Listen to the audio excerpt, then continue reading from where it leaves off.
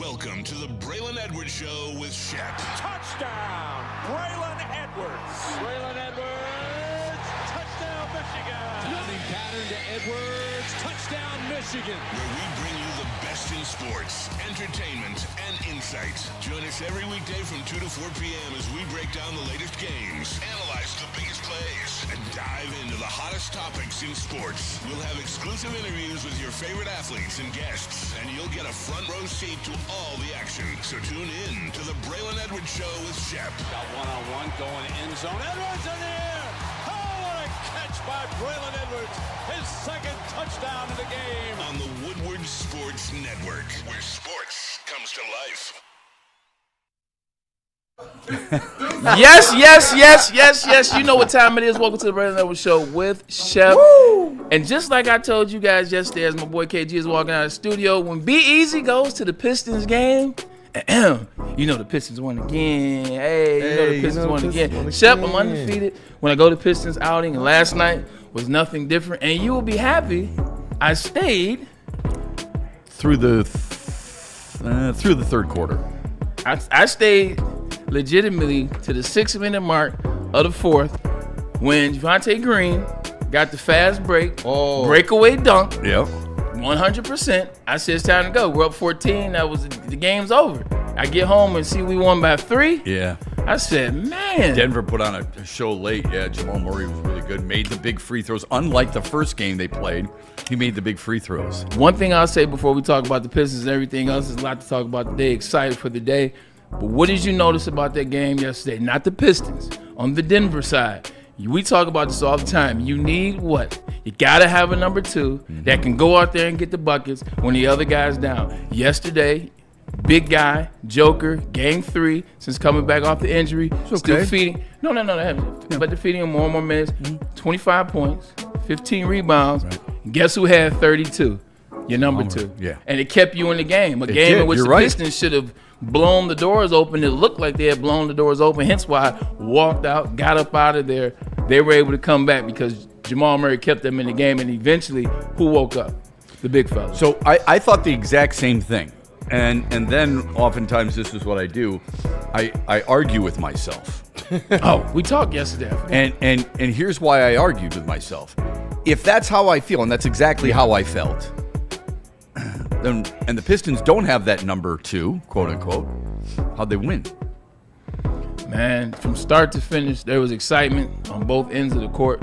Now, you just watch those guys. I don't care if it was Green, if it was Holland, if it was Janice. I don't care if it was, I don't care if it was Beef Stew. There was energy from the beginning of the game to the end of the game. And every time it seemed like Denver they clawed their way back. And they actually, you know what I'm saying, they clawed their way back. It kind of was a little bit like the Michigan State game where we'll just fight back. We'll just put more. We'll just keep going. And eventually, Denver ran out of gas. You start having some turnovers. You start having some loose plays on their end. And we finished the game. A key missed shot here or there. Duncan Robinson. It's the reason Denver is as good as they are. Yeah. You know, I mean, third in the West. I give them a ton of credit for hanging in there.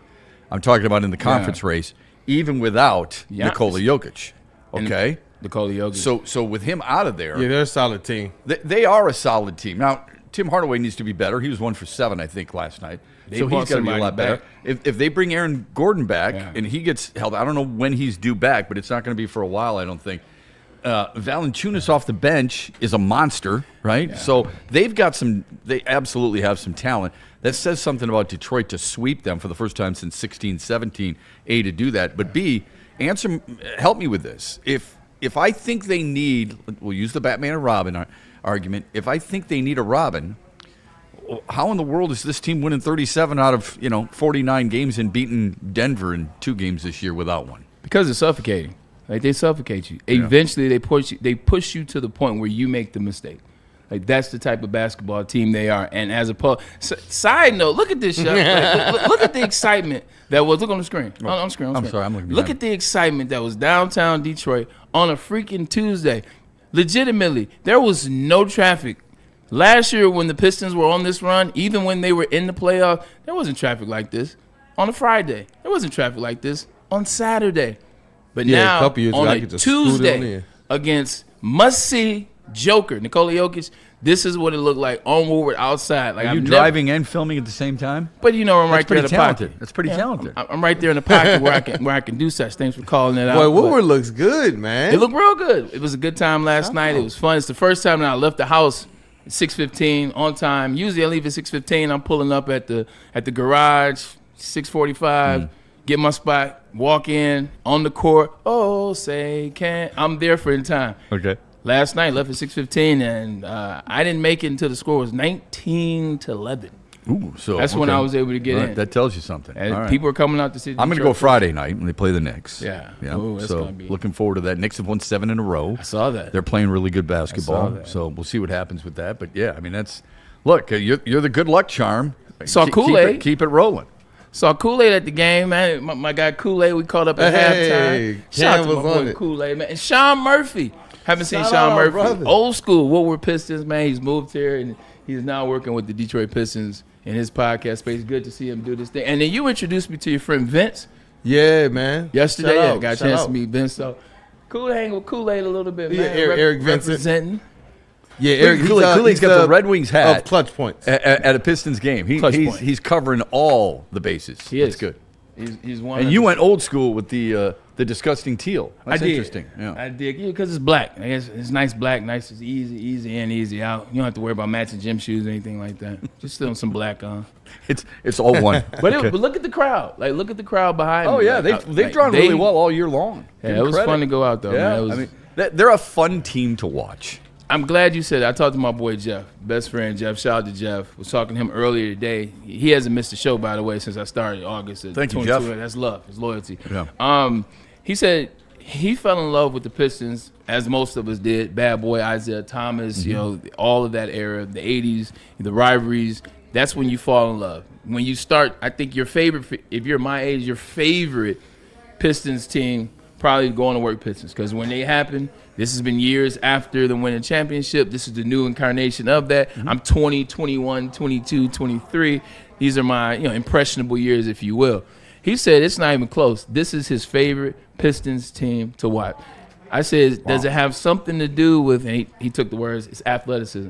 It's the excitement of it. It looks a little different. They score points. They have the high-flying plays. You got guys like Asar Thompson who's dunking the ball before he even comes down. He's dunking the ball on the way up. I think you get the fast break points. You see Javonte Green has a number of fast break situations this year. And then Cade.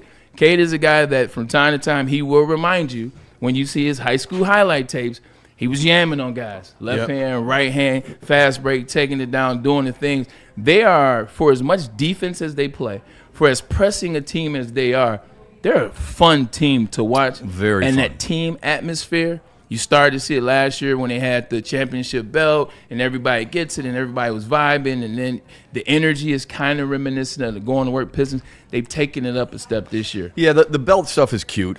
For me, I want to see them. I want to see them on the floor, right? And I think this team is really fun because I think they're engaging on both sides of the floor, which is for me. You just be pooping on all the fun stuff. Yeah, all the fun stuff. I've gotten to the point where I just win. That's all I want to see. I want to see. Come on, Big Sean was you can do the sunglasses in football. Yeah. You can do the chain in football. You can do the barking if you want to. As long as you win. I'm Shep, okay. They had I'm Usher okay winning courtside, Shep. Yeah, that doesn't mean much to me. But anyway, so are you talking about the Cavs? Yeah. Cavs. And then they got swept. Yeah. No, he Usher last night. Yeah, Usher was there last night. Oh, okay. Oh, yeah, I saw that. Yeah.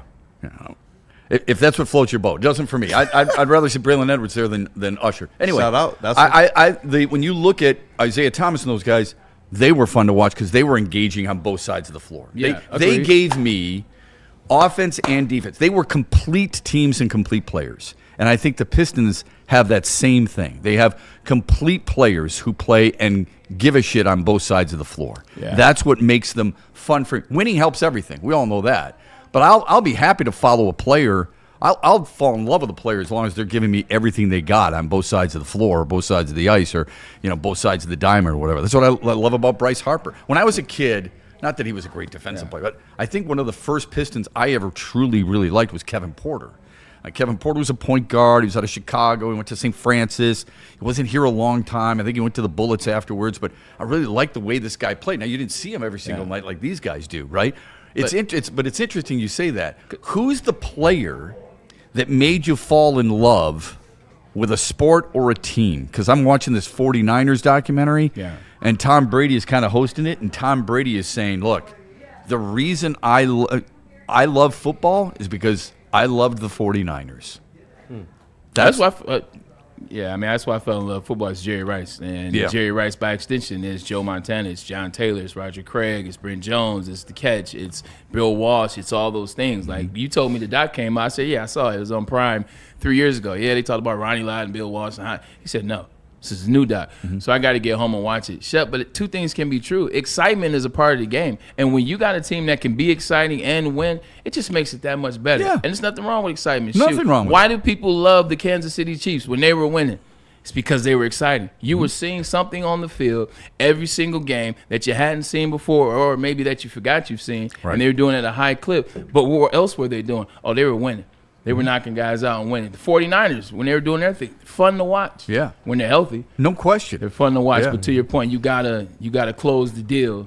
If you're gonna do all the antics, I guess. Yeah, and this team is doing that. So I love the connectivity between this team and I liked that Denver came back last night, because it's another example of what this team can handle and how it responds. Because I know it's hard for us to look at postseason, whatever sport it may be, during a regular season. Because, as you said yesterday, look, this is a regular season, man.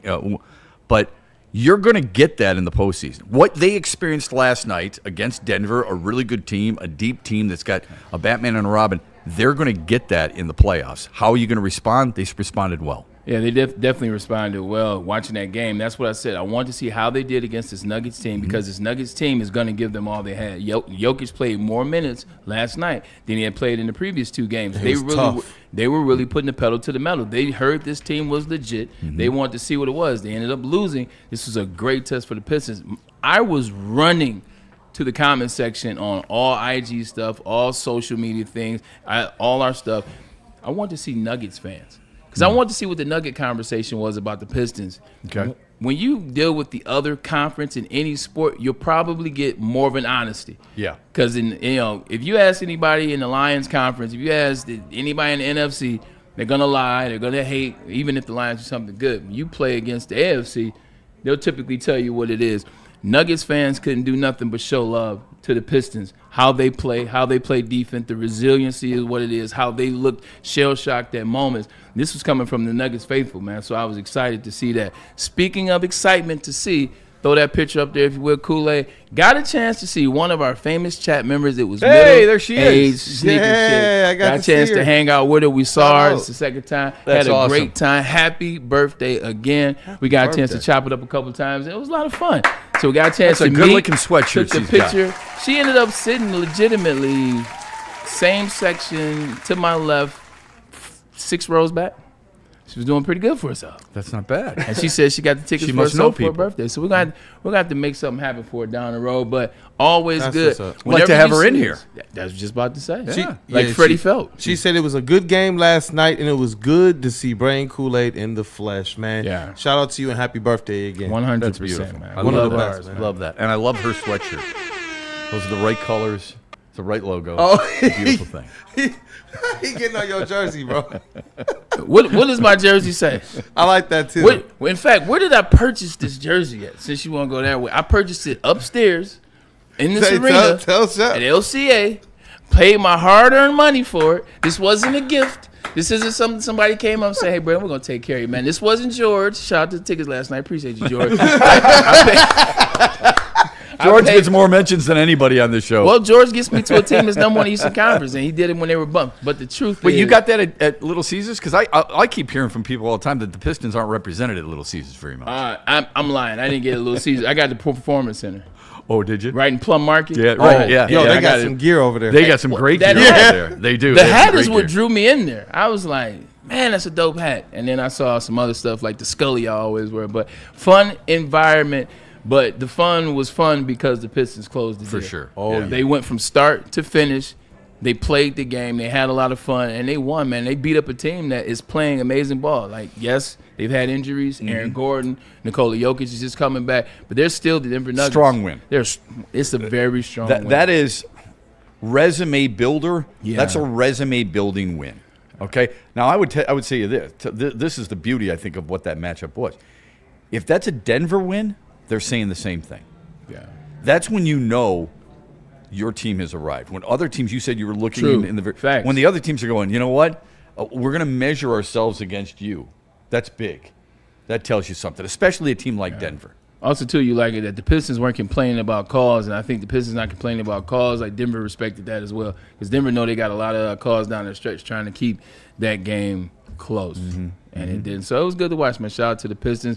And then Bruce Brown, that was a hell of a pickup for the Nuggets to go back and get him, because they got rid of him right after they won a championship, and they struggled. I'm not saying he's the sole reason why. I liked him here. 100%. I liked him. Me too. Yeah. He's a good player, and He is. he never stops moving. Like, on defense and offense, he never stops moving. You know what I like most about him? Yeah. I have a tendency to gravitate, not to all the stars, but I like the guys who do their jobs and will do any task that is asked of them. Yeah. He's a guy who he doesn't have to be the leading scorer, right? But he doesn't mind defending the best scorer. He'll switch defenders. It doesn't matter. Whatever he gets in the scoring column, he'll be happy with. He's a good team player. Yeah. So. Yeah, man, and it's cool to see him in practice and then some of the off-the-court stuff, too. Looks like he's really enjoying himself here, especially at them community events. And like Bray said, as the environment is in the arena, as those community events are, and as much as they do, it's so much better when the Pistons are winning. Amen. And it's just the way they did it. It looked like, even though things got a little closer than you wanted it in the end, it was good to see them come away with a victory. It was good to see them really hit a lot of their free throws. It was one there in the end that you would have liked to see them make. But largely, they got themselves together. They controlled things, and they got a really hard-fought win. And one of the questions I got to ask Osar was about the double big lineup that the Nuggets continued to roll at the Pistons of Valanciunas and Jokic, to try and match the physicality of the Pistons, try to draw them into playing their double big lineups. And the Pistons were able to match or win that physicality by still going with just one big. I thought that the Pistons show, when you talk about like quality win, that was as quality as it gets for the Pistons. And I think it definitely is one of those resume building ones just before the All-Star break. And I think it gives them a little bit more to really, when you win a game like that, it gives them just that much more ammunition as it relates to ending this All-Star, like before All-Star break, strong, and then getting off the other side of this thing strong. I feel like the graphics that are done awesome. by Brittany, we always shows the graphics. She's never in one, so today She looks great in that graphic. Britt made the graphic today. Shout out to Britt. You see She does. She looks fantastic in that graphic. That's what she was wearing last night. She looked great. This is me if I played for the Pistons. And once again, ChatGPT makes me look like Derek Walton, but I'm not mad at it. I'm not mad. Shout out to my boy D Walk. Hey, he's one of my favorite Still guys. missing your brother. Come out of Mitch. Kool-Aid, you look. Oh, look at that. We on the court. Hey! This looks all right here, man. The Pistons won. Man, that's what's up. Again, so shout out. Shep, are you Man, she be cooking up, bro. I didn't know you wore shorts last night. That's interesting. I did. That's an interesting ensemble. You know what it was? I was looking for the 10-day contract. Because the Pistons are so good, I said, I have to get Good job, a piece Bobby of this Kleeman. action. Way to go. Yeah. Speaking of action, moves going, man. We got 2 more days until the trade deadline, but Oh, yeah, we got happening. trades to review. It's happening. It's cooking. Oh, yeah. It's cooking. Another one went down. It's a fun time, and you see my problems with some of it is that a lot of it's salary dumps. Okay, but True. So what? I mean, it's still action. It's still moving. That's kind of a fun thing for me. But isn't the trade deadline when it ends Friday. today, right? No, it's Friday. Tomorrow. Oh, tomorrow, Is the it 5th. tomorrow? Yeah, it's The 5th. tomorrow. Yeah. Tomorrow, Thursday. Yeah, because we were saying this earlier in the week. Wednesday's a big day because it's arbitration hearing day with Tarek Skubal. That's today in Arizona. And then you've got trade deadline and MVP announcement tomorrow. And then Friday, we were saying it's going to be, preview of the Super Bowl. So there's a lot of stuff happening. A lot of stuff happening. Some big questions, man. I can't wait to talk about some arbitration. I got some questions for you. You can educate our viewers on what today is, today and tomorrow, the decision, what impact the decision has, for the Detroit Tigers and maybe even for the MLB moving forward. But the trade deadline as it relates to the NBA is just moves after moves. You see Dallas doing a little something right now. Anthony Davis goes to Washington. Everybody on the team except Kyrie and Cooper Flag, essentially. Which tells everybody you traded Luka Doncic For nothing. for Max Christie And some second-round picks. I mean, Can the Pistons get Max Christie, please? That's absolutely ridiculous. And by the way, Cooper Flag last night, or did you see what he's done with the last 3 games? That dude can score. He's got 30 or more in 3 straight. He's the first teenager in NBA score. history to do that. First teenager to ever do that. Yeah. His numbers are stupid over the last few games. And LeBron told us that it's more physical and tougher now than it was back in the day. But I digress. Yeah. Well, that's coming back to haunt him. Yeah. The reason why is you see all this stuff on social media. You know what they're showing him? They're showing him literally giving up. Not even covering guys on a regular basis. He's done with LA, which is done with him, which is him finally realizing that I no longer have it. Mm-hmm. And what I mean by it, saying the stroke, not necessarily being able to play. Like, I don't have it. Like, back in the day, they would come to LeBron for anything. LeBron was it. But now, new ownership, new league, going in a different way. New superstar. You try to have your agent come out here and say, well, we might move Austin Reeves. The Lakers are like, pipe down. It's not what we're going to do. Probably going to move you. In fact, realistically, like I can see LeBron going back to Cleveland. Not before the trade James? With James Harden. Before the trade deadline or after this year when his contract is up? Hey, before. Oh, wow. Why not? Yeah, I couldn't envision that. No, you're not. Nobody's picking up that 56 or whatever it is. Yeah, it's not that it's ending poorly for him because his numbers are still astounding. It's just he comes off very pretentious and just not very a gracious player whatsoever. And it's really too bad. But I don't want to talk about LeBron James, and neither do you. Some super chats. What do we got here? Super chats here. Go ahead. What? Oh, my gosh, man. Freight Train Jay sent to the 199 super chat. He says, what up, though? How do we feel about a Draymond Green chat? Man, get out of here with that. Yeah, no thank you. I'm good on that. How about you? Did you guys see his comments last night? I've seen his comments over the last week. Yeah, and it was something. It's pretty interesting. There was something from I think a press conference last night where it seemed as if he was basically tipping his hand that he's almost begging. Traded. He's also almost begging to get traded. Like, no, thank you. No thank you. There's no disrespect to Draymond Green. What he did in his time with the Golden State Warriors, like, it'll get him in the Hall of Fame. And in this era, fine, it's deserving. But the Pistons have built something. This started getting talked about 2 years ago. Mm-hmm. Draymond could come back here. He could be one of the players to kind of help out, player coach, the physicality, the defense, et cetera, et cetera. Now, 2 years later, once the Detroit Pistons are number one in the East and actually being mentioned as, the best team in basketball are right there with OKC, I don't see the reason to bring him in at this particular point because what he gives you most is not on the court. So when he steps onto the court, like, what is he going to be giving? Because he's not giving Golden State anything. Yeah, and it sure isn't offensively. Hell no. Especially if they can get Giannis if they trade him.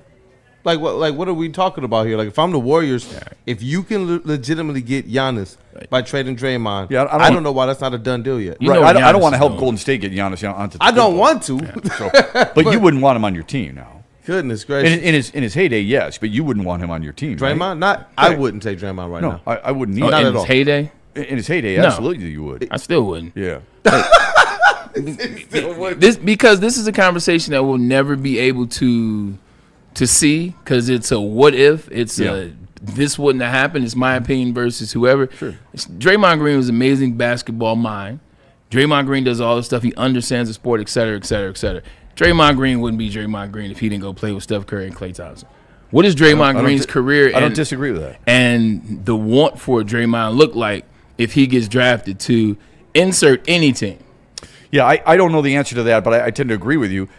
What I mean by would you want him in his heyday when he can rebound, defend, and pass? Yes, I would. Yeah, okay. That kind of player. All right, he could defend multiple positions. Yeah. He's a gifted passer in his heyday, and he was a very good rebounder, as we all know. So now I don't think he was a great scorer by any stretch, but I'm sure he learned quite a bit there. I think he's a little different now. I definitely wouldn't want him now. I think Draymond's fall, which it's not a fall because, like I said, he's going to be a Hall of Famer, first ballot, as we were talking about last week. But Draymond's fall was the performance when they won against the Celtics. Like, they kind of won in spite of Draymond's performance. Yeah. He was out there 0 for the whole series. And he had the one game, I think it was game 6 when he wrapped up, and I think he made a couple threes and tried to shut everybody up. There was nothing but jokes on Draymond from that. And then, what followed the very next year, what happened in the offseason. Right. Draymond's that's when it was like. That was him and Jordan Poole? Yes. Yeah. That's Jordan He Poole. hasn't helped himself in that regard. He hasn't helped himself in the podcast space. The podcast space or, the passing of blame. Rarely do you ever hear him accept accountability. Also, when I think that helps him. When you watch his podcast, you see it's a lot of players, but especially with him, you see the players he likes and doesn't like. Because the ones he likes, he never says anything bad about. It's kind of like being a head coach and on the commentary desk. They never talk about other head coaches. That's true. That's Draymond Green. But players he doesn't like, teams or head coaches he doesn't like, you'll see visceral given, even if it's not necessarily deserved. And he won't even say to extent, look, I misjudged this guy, or I give him credit. Go back. You may not like certain guys, but you give him credit. You don't like Brian Schottenheimer, but when Brian Schottenheimer had some wins there for Dallas and they were knocking on that door, they ended up falling short, of course. You said, hey, you know what? You did. You gave him credit. You gave him credit. Yeah. Okay? I hope you're not openly rooting against certain people, but you literally gave him credit. But you said, I don't think it's sustainable, but listen, he's done something that, Dallas has needed. So they're getting kudos Giannis to that way. So he's not going to Golden State. He's going to Dallas. That's why you clear the decks. That's why you get rid of all that space. They've done nothing but ship pieces Giannis out. You think Giannis is going to Dallas? Yeah. Okay. If I'm Giannis, I'd rather go to Dallas than go to Minnesota. Ooh, that's I love same last name, but I just think it's a better fit for him I think there. that changes things. Also, too, what it does, it gives them a year to get ready for next year. Like, Giannis is a player that's injured right now. He wants to be healthy. They want to make sure he's healthy. Kyrie is another player. They kept him staying there as well. Make sure he's healthy. I think this Dallas move is about 2026, 27. It's not about them trying to do anything with Giannis when they get him this year. Oh, that's cooking. And there was that's an interesting take because they haven't been mentioned. Not that can't happen, but the teams that have been mentioned: Golden State, Miami, Minnesota, New York. Right? Am I missing anybody? Kool-Aid? Nope. Okay. So I think that's where most people's heads are at by going to one of those 4 teams. I just think that we've mentioned Giannis. He's been the key focal point as it relates to player in this trade deadline situation the last week and a half. And now a team, the day before the trade deadline, basically unloads everything, creating a type of space that could give them an opportunity to acquire a player like Giannis. So I didn't hear anything. It's just more kind of like, why'd they do this? That is interesting, isn't it? It's an interesting. I never thought of it that way. Somebody also a super chat said, Shep Glazin, love the show. Appreciate that. I do too. Appreciate that. I think. That has to be to the. I don't care about the chains and the sunglasses. I care about winning. Sorry, but the years in this business have tainted me a little bit. Where I have embraced all that, which I think is great. I want to see champions in this town. Okay. Yeah. I saw something the other day. New England's going to make Super Bowl history on Sunday. They're either going to be the winningest team of all time in Super Bowl history or the losingest team of all time in history. What a great problem to have. Yeah, 1,000%. Yeah. So we'll take a quick time out. I'm sorry, I've lost 5 Super Bowls. Yeah, I'm sorry. 4. Yeah. But I've been there. No, 5. Right? Yeah, 5. It would be 5. And just a little bit of corresponding breaking news for the OKC Thunder. You're rolling right now. Dante151 says, via Shams, the Thunder guard Shai Gilgeous-Alexander sustained an abdominal strain, will be reevaluated following the All-Star break. And they also make a trade with the Philadelphia 76ers for Jared McCain. All that gave up is a 2026 Rockets first-round pick and 3 second-round picks for Jared McCain. So they get a little bit of reinforcement while who it cares looks like about the Shai second-round might picks, right? actually lose a little bit of time. You don't care about the second-round picks, strikes right? again, No. man. Yeah. Yeah. Okay, see, man. That's man. That dude is crafty. Okay, 1000%. As far as Shai Gilgeous-Alexander, I saw something earlier this morning that really pissed me off because the two top names two top names in the MVP, Shai Gilgeous-Alexander and Nikola Jokic, and I'm like, wait a minute, what the hell is going on here? Yeah, and I thought, what is going on here? What is transpiring that I'm missing? I'm either missing something or somebody else is. I'm not saying he should be the front runner, Cade Cunningham. All I'm saying is I don't get how you get those two. Anyway, you want him to? I want him at least two, especially after last night. I do. I mean, well, last night I thought he was really good. 29 points. The 5 turnovers bothered me. Yeah. Okay. But I'm kind of a stickler with that. I expect a lot out of superstars. I think he expects even more out of himself. I think it's okay to expect that out of him. But I love the player. He did have turnovers, Shep, but one thing I did like and I do like about what he's doing since he's been back more consistent, healthy, and now he's back kind of fluid, he's aggressive. He is aggressive. Like that aggression is leading needs to stay that way. Exactly. Yeah. If he can find a way, and we still have time to merge that, but that's why I like him going now. Learn how to be aggressive now because we are going to need that. A lot of times last year against the Knicks, there were spots where this is your spot to be aggressive, Kate, and it was his first time there, and he's kind of like waiting around a little bit and trying to get the flow. Wasn't in the flow, so he didn't want to force the shot. No, this is your squad. You're the guy. You can be aggressive. I like that. I'd rather lose with him taking those shots than win with him passing up those shots. Well, let me take that back. I'd rather lose with him taking those shots and missing them than not, okay? Because I just want him to – he's such a better passer than I think a lot of people give him credit for. But he hit a baseline jumper last night that was just as pretty as it gets. I mean, it's just a smooth stroke. He's such a quality player. Off the right side baseline. Yeah, off the right side baseline. Yeah. Something happened yesterday, and I was in my route to the game that reminded me of the game of Cade Cunningham. So a can of Sprite was falling out of the refrigerator. A can of Sprite's falling out of the refrigerator. I'm about to catch it. I know you caught it. I did, but it's the hands. But it was a catch process. Like, boom, cans falling. Initially, you get a little frazzled. You get a little quick. And I tipped it once. I tipped it a second time. Even tipped it a third time. The third time I tipped it, it went a little higher. So when it goes higher, I relaxed in it. I watched it. And when I saw I was confident, I snatched it out of the air. Britt saw it, gave me credit for it. In the game, when you watch Cade's now gotten to that point where the game's so slow for him. On that fourth time up, that can, it was in slow motion. I said, all right, here it comes, and I'm going to catch it by right here. That's what Cade's doing in his basketball game. Right. He's taking his time. Even though he's aggressive to the rack, he's not picking up his pace. Like, he's still chilling. He's getting there. He's smooth. Like, it's looking a different level. So when people say, I think he should be too, he should be because his game is mirroring what we're saying. When's the last time you saw him out of control? I'd say probably last year against the Knicks. I was just about to say in a maybe game or two. Probably like the earlier rounds. The earlier games. I've watched every game this year. I can't recall a time where I'm like, dude, just pull it back out, or dude, just take it easy. One more dribble, pump fake. Everything he seems to do offensively, this is hyperbolic, I know, is very smooth, almost calculated, almost designed. That's how it feels. He is so under control at all times with the basketball in his hand. That's why I trust him. Yeah. That's why when that shot clock's winding down, that's where I want it. I don't care if he's up against a double team.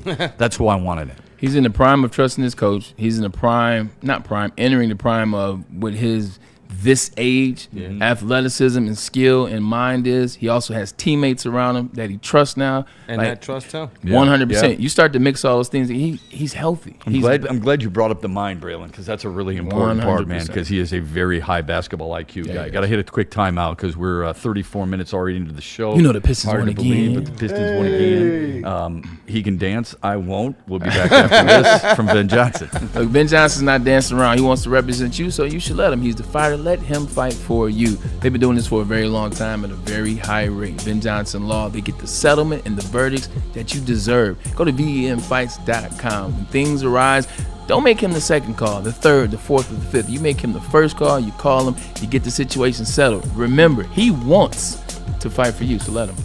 Hey, no matter what team you're rooting for, game day hits different at Art & Jake's, especially at the Art & Jake's location in Northville, one of 6 locations throughout the state of Michigan. They have round 2 of the Michigan State Watch Party by Woodward Sports. That happens Saturday, March 8th at Art & Jake's there in Northville. Whether you're traveling as a Spartan fan or a Wolverine fan, it doesn't matter. You can wear your colors and wear them proudly. Join us, Woodward Sports. Round 2, Michigan State Hoops Watch Party, Saturday, March 8th at Art & Jake's in Northville. When you have everything you need to get stronger, just around the corner, you can give everything you've got. Just 30 more seconds. With over 2,800 locations, there's always a Planet Fitness near you. Join the club today and get your first month free. Just $1 down, $15 a month. No commitment. Deal ends Friday, February 13th. See what you got.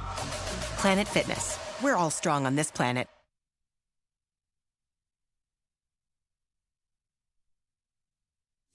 Big injuries, big news. Twice a week, Dr. Jeff Pierce from Michigan Sports and Spine joins Woodward Sports Network for the Injury Insider Report. Big D Energy Tuesdays at noon. Braylon Edwards and Shepard Thursdays at 3:30. Get expert analysis and in-depth breakdowns on the latest sports injuries from the man trusted by top athletes in the community, like D-Mac. Whether it's the Lions, Pistons, Tigers, or Red Wings, Dr. Pierce talks us through it all. Don't miss the Injury Insider Report with Dr. Jeff Pierce, your go-to source for understanding the impact of injuries on the games and players we love. Only on Woodward Sports Network. Scan the QR code on the screen or go to MichiganSportsandSpine.com to see if Dr. Jeff Pierce can help you.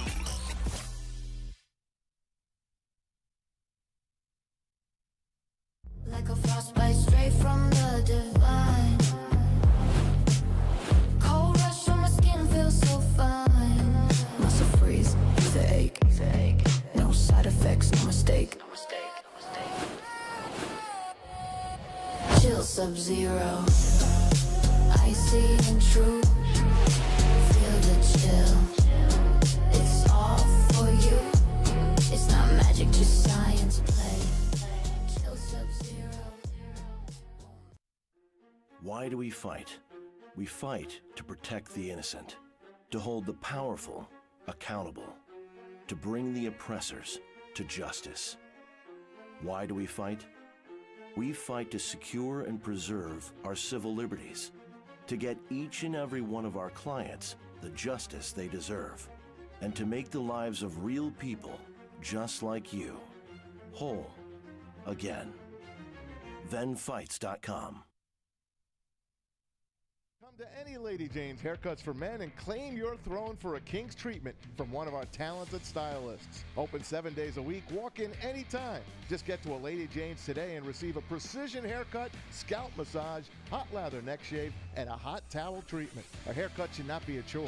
It should be an experience. And that's exactly what Lady Jane's has to offer. Open 7 days a week, walk-ins are always welcome. There's always a location near you. Lady Jane's Haircuts for Men, it's wicked awesome. It's game on at Art & Jake's. Wings, burgers, pizza, and ice-cold drinks served up with attention to detail. Wall-to-wall TVs, great service, and a vibe that keeps your crew coming back. Art & Jake's, a sports bar setting with a fine dining flavor. Planet Fitness, where your fitness is essential with over 50 metropolitan Detroit locations. It's the gym for you. Now, big news at Planet Fitness. All new members receive their first month free. I don't know about you, but free is good. In most things, not everything, but most things. Deal ends Friday, February 13th. Want you to get looking good for Valentine's Day. In 2026, Planet Fitness is inviting everyone, whether experienced, routine gym goers, or beginners, just starting their fitness journey, to come on down to Planet Fitness, where your fitness is essential. We're all strong on this planet, and that planet is Planet Fitness. Sun Cruiser Vodka Iced Tea is so refreshing. It's the best that you can have in your refrigerator as you get ready for whatever sporting event you're fired up for. Tonight, Red Wings and Utah. Looking forward to that. The last hockey game before the Olympic break. Can they win back-to-back games? Can they close things out? Hang with Tampa. Let's go Gibson. Got to do that, right? Because, hey, Sun Cruiser Vodka Iced Tea is going to keep you calm. It's going to keep you under control. It's real vodka. It's real iced tea. It's a clean, crisp sip, and it's perfect for tailgates or whatever sport you're watching at home or at a buddy's place. And please, drink responsibly. You know how I got buddies? You know how I got buddies in there? I got buddies in there, but in a different way. You're going to stay getting buddies in there. Buddies in a You're going to stay getting buddies in there 100%. Everybody knows that about now. This is a really big day. It's a really big day because at some point you're going to see either the Tigers or Tarek Skubal become victorious in their arbitration hearing. People know by now, 19 million goes to Tigers, 32 goes to Tarek Skubal. I don't know how all players feel about this, but you being a professional athlete, you've never had to go through arbitration, but you've been traded, so there is probably a similar feeling. In an arbitration hearing, teams go in and talk about Braylon Edwards and all the negatives on why he deserves what they're proposing. Whereas Braylon Edwards and his group say, this is how good we are, this is what we deserve. How do you think it affects players? How do you think it would affect professional athletes when a team goes in and has to basically kind of nitpick about who you are and what you do to kind of justify what they're paying you? I think between the majority of athletes, there's a level of immaturity. It just is there. I mean, it comes with the territory when you're talking about guys that are 24, 25, 26, and you're talking about numbers like $32 million a year, $40 million a year, $400 million a year, after not a year, but over a span of 10 or 12 years or so. So there's a level when you're hearing athletes when you hear the front office talk about you in such a way, you're like, whoa. Like, this is how you feel. This is how you really feel. Why did this conversation happen before we got here? Why do we need to get in front of individuals to have this conversation? Never went through it. But like you said, I have been traded. And I remember my first thoughts on being traded from the Browns was, one, thank God. But after I said thank God and I was going to the Jets, like, damn, they got rid of me. Yeah. They traded me. Yeah, they drafted me 3rd overall, told me that we're going to build things here. And this is in the era where, you're still 6 was the option, 7 was the length of my contract. Wish I would have played in this era. But your thoughts is, dang, they're getting rid of me. They've lost faith in me. They don't believe in me. What could I have done better? These are a lot of questions that you ask yourself on the way out the door, even if you're going to a better situation. And I think if you have a level of maturity about you, Tarek Skubal, I'm looking and listening, and I'm like, all right, the hell with them. I believe I'm worth these $32 million, but let me see what they have to say. Let me see if some of the things they say are true. And if they are, can I become an even better version of myself, back-to-back Cy Young winner? Yeah, I'd be interested. I'd love to be a fly on the wall in there. Yeah. I'd love to know what the Tigers' positioning is and why they justify $19 million. There's crazy. There's only maybe one thing, and the one thing is his best baseball behind him. And looking at numbers, and the numbers are, when's the last time we had back-to-back Cy Young winners, and what did those individuals go on to do after that? What did the career look like? Is there a fall? Is there a baseline? Does it get better? So, and if it doesn't, then maybe that's the one. Your best years are behind you. Like, you got back-to-back Cy Young, like you were 32, and then bring out other deals. Look at these individuals, whether you're pointing to David Cone or somebody else, and what they were able to do, David Price, after getting that money, after getting that bread. Other than that, they don't have a leg to stand on. I would agree. I mean, I think you're really stretching. You're really kind of nitpicking if you're trying to get to the point where you're telling people that this guy doesn't deserve the type of money he's asking for, as long as you keep it under control. Just keep in mind, the reason this happens now for Skubal is because you're arbitration eligible. All right, so that's first and foremost. And the other reason that you can use this number is because there's a collective bargaining agreement that allows fifth-year players to compare themselves to any player in the league. So I guess I would ask people, do you believe pitchers who play, in his case, 31 starts, should be compared to a guy like Juan Soto, who has the record of $31 million, to a guy who plays more regularly? It's a tough one.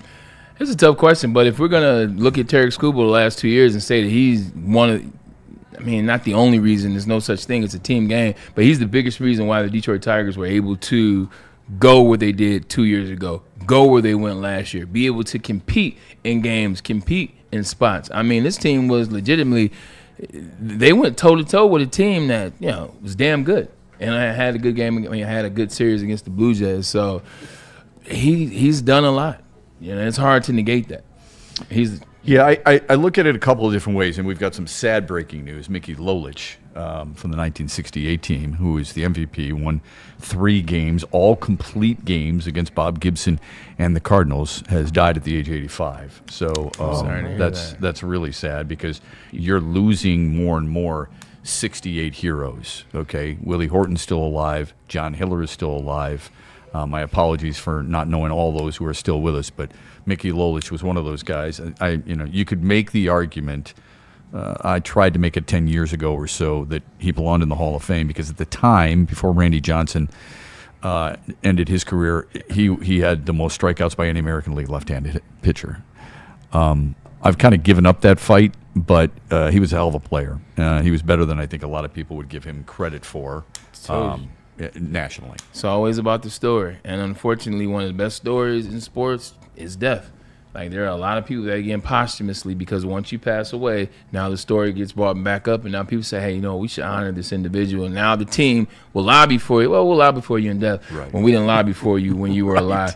Let me ask you a question about this. I ain't lying. No, that's why I'm laughing. You're so right. Let me just put. Oh my God. Let me just passed? put. Yeah. Oh. You know what? We should do something. Yes. You know what? Let's make a push to get him where he already belongs. Thank you. It should have been done a while ago. Yeah. So before we jump back into the conversation, let me just do this really quick. The leader last year in Major League Baseball in innings pitched was 207. That was by Logan Webb of San Francisco. All right. Only 3 pitchers threw more than 200 innings. Okay? Yeah. Got that? All right. Mickey Lolich, year 2, 232 innings. Then 243, 203, 204, 220, 280. 272, 376, 327, 308, 308, 240, 192. Like his 192 innings pitched at age 35 was basically the same that Tarek Skubal just pitched at age 29. 28, huh? Huh? So that tells you something. Go ahead. I'm sorry. I didn't mean to interrupt, but I had to give just a little bit of love to Mickey Lolich because I think he deserved it. We've lost him, and another great memory. One of the greatest memories in Detroit sports history is Mickey Lolich jumping into the arms of Bill Freehan in 1968, winning on the road in St. Louis, his 3rd complete game. No one else has ever done that. No one's started and finished 3 World Series victories in the same World Series. That's tough. It is. That is amazingly tough. Yep. It will also be tough if the Detroit Tigers have to pay Tarek Skubal that $32 million. My question for you is, if they do, does that price them out of paying or adding other veterans to the squad, veterans that they've been talking about, veterans that they need, something like a Chris Bissett or a Lucas Giolito? Yeah. So I think it'd be good to get a Framber Valdez. It'd be good to get a Chris Bassett. It would be good to Lucas Giolito. Giolito's a workhorse, so I'd probably side with him a little bit, even though he's been a little bit up and down. Here's what I would say to Chris Ilitch or the Tigers. You got $22 million in 1 year in Gleyber Torres. That'll be off the books. Yep. Javier Baez makes $25 million. He's got 1 more year. That'll be off the books. Whew. So there's 47. Okay. You've got Kenley Jansen on a 1-year deal. That's 11. So that's $68 million. You also will have a guy like Jack Flaherty 25. Off your books. There's 25. So you're approaching $100 million of savings by guys leaving. Okay, you're not going to. Those guys aren't going to be on this team next year. Knowing that, what's the issue? What's the issue of paying Tarek Skubal long term? I wouldn't do it. I've said this time and time again. What I would do is a 4-year deal at $200 million and see what they, if that would charge them. They probably wouldn't do it, and that's fine. But I would say, hey, here's $50 million a year. Yeah. Okay. Who did that with the Kyle Tucker? Kyle Tucker got that deal with the Dodgers. Here's $50 million a year. We're going to pay $50 million over the next 4 years. Deferred payments. Yeah. helps the cause, right? Yeah. It seems like all those Dodgers do that. If you're Tarek Skubal, here's what you're saying, though. You're being measured against you're willing to be measured against everyday players. And I think it's justified. And the reason it's justified is because Major League Baseball has told us it's justified. There are 25 pitchers in the history of this great game that have been named MVP. They've won a Cy Young and they've won an MVP. 3 of them have been Tigers. Actually, 4. Hal Newhouser did it in back-to-back, but they didn't have the Cy Young back then because he won it in 44 and 45, all right? Cy Young came into play in the early 1950s, okay? So Prince Hal won it in back-to-back years. Denny McLain won it in 1968. Bob Gibson did too, by the way, in the National League. Willie Hernandez won it in 1984, and Justin Verlander won it in 2011.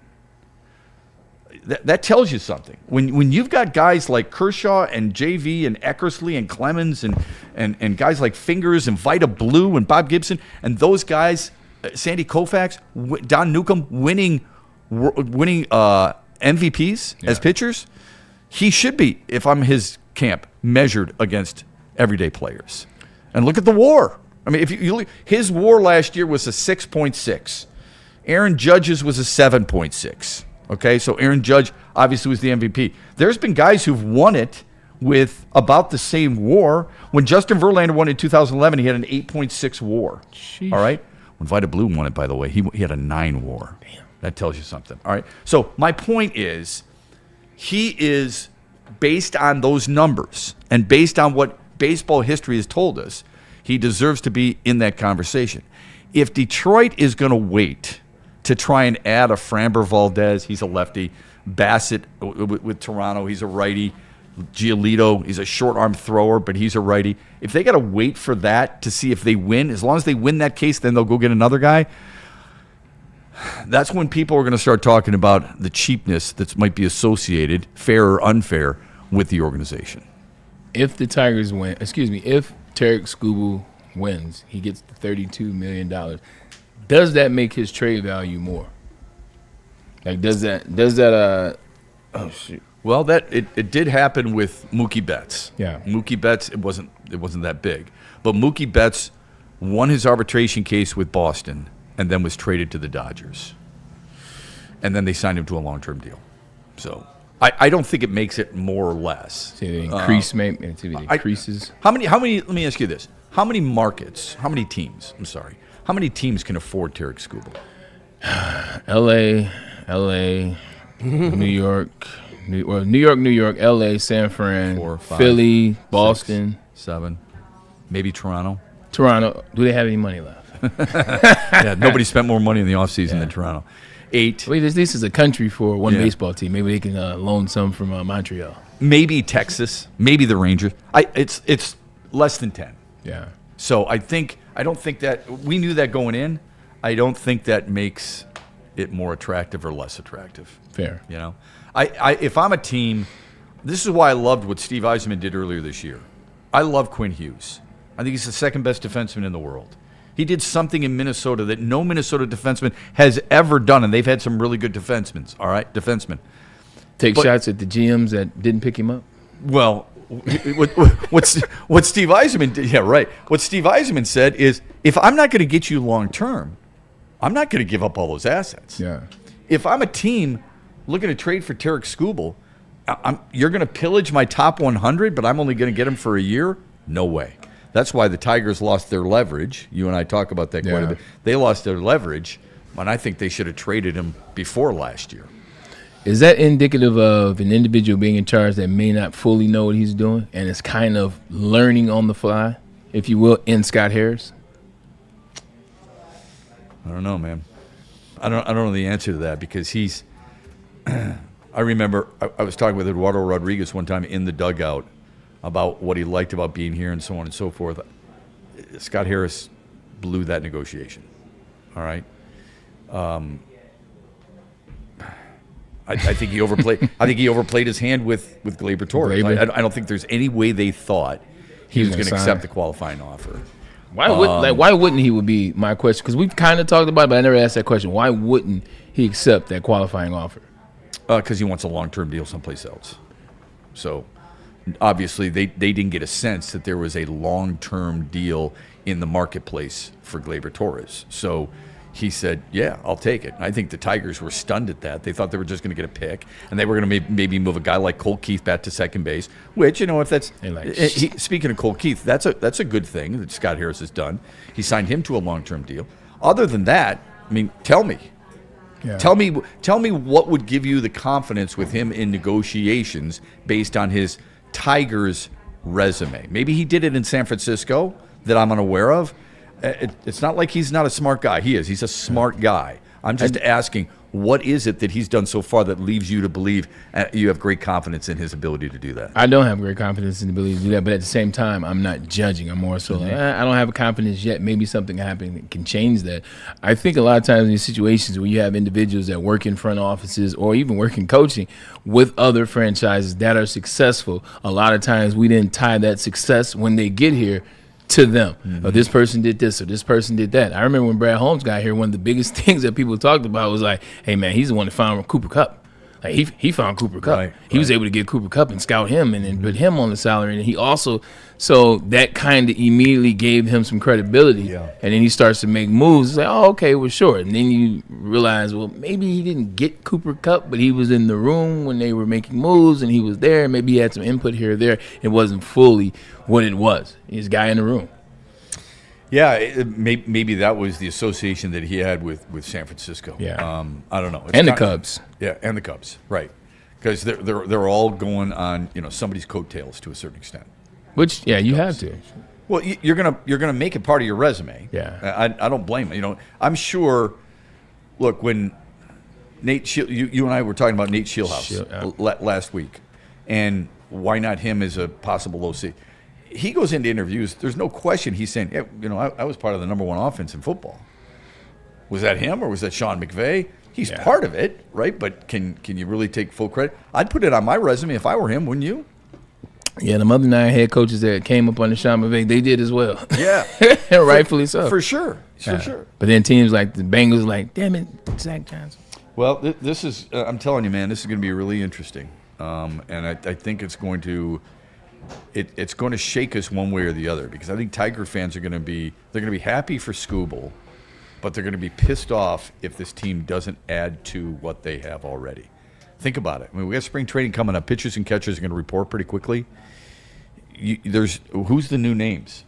Give me the new faces that excite the fan base. And I know as a general manager, I've reiterated this. That's not how you manage a team. You don't go, okay, I'm doing this for the fans. I don't believe what Brendan Bean did with the Giants or what he should, or with the Bills. I don't think he should have said that. But who's the guy coming in this year that excites you? Who you didn't see a year ago? I don't know. Right. Maybe I'm still waiting to hear from these farm league guys we've been talking about for the last 3 years. Are you tired of that? Yeah. I mean, I understand it's baseball, so I know that comes with the territory. So maybe it's unfair for me to say that I'm tired of it, but I am. Like I feel like they haven't made moves necessarily that have gotten me excited. So when they continue to talk about moves that are 1 year, 2 year, 3 years away for some players that aren't currently here, then it's a little bit frustrating. It's frustrating for me too. But national writers like Buster Olney for ESPN said this the other day. He said, this is a. Kevin McGonigal is going to be, basically one of those guys who's you're gonna love what he brings to the table every single time. All right, so he's going to be a stalwart for this team, for this organization for a long, long time. Here's my concern. My concern is we've seen this before. I don't know if people know who Matt Bush is. Anybody? Have you guys ever heard of Matt Bush? No. Okay. Matt Bush is the guy taken before Justin Verlander. Yeah. He was taken before a race car driver. Yeah, exactly. That's what I was like, Talladega. Yeah. Listen, a guy. He's the guy who drinks Bush after celebrating the checkered flag. I got you. But he was one of those guys who, like Andre Wadsworth. Yeah, exactly. It's like Peyton was drafted, Ryan Leaf was drafted, Andre Wadsworth was drafted, and then Charles Woodson. Wadsworth was out of Florida State, right? Yep. Yeah. And then Charles Woodson. Think about that for a minute. Yeah. But somebody saw that in him. Now, I'm not saying these people are wrong about McGonigal or Clark. I don't think that's the case. Yeah, Todd Marinovich. But Matt Bush was 12-11 in his career. Okay? 12-11. Justin Verlander won 12 games or more 13 times in his career. So somebody missed. Somebody missed on Kyle Drabeck, the son of Doug. He was a high draft pick, 18th overall. He never made it.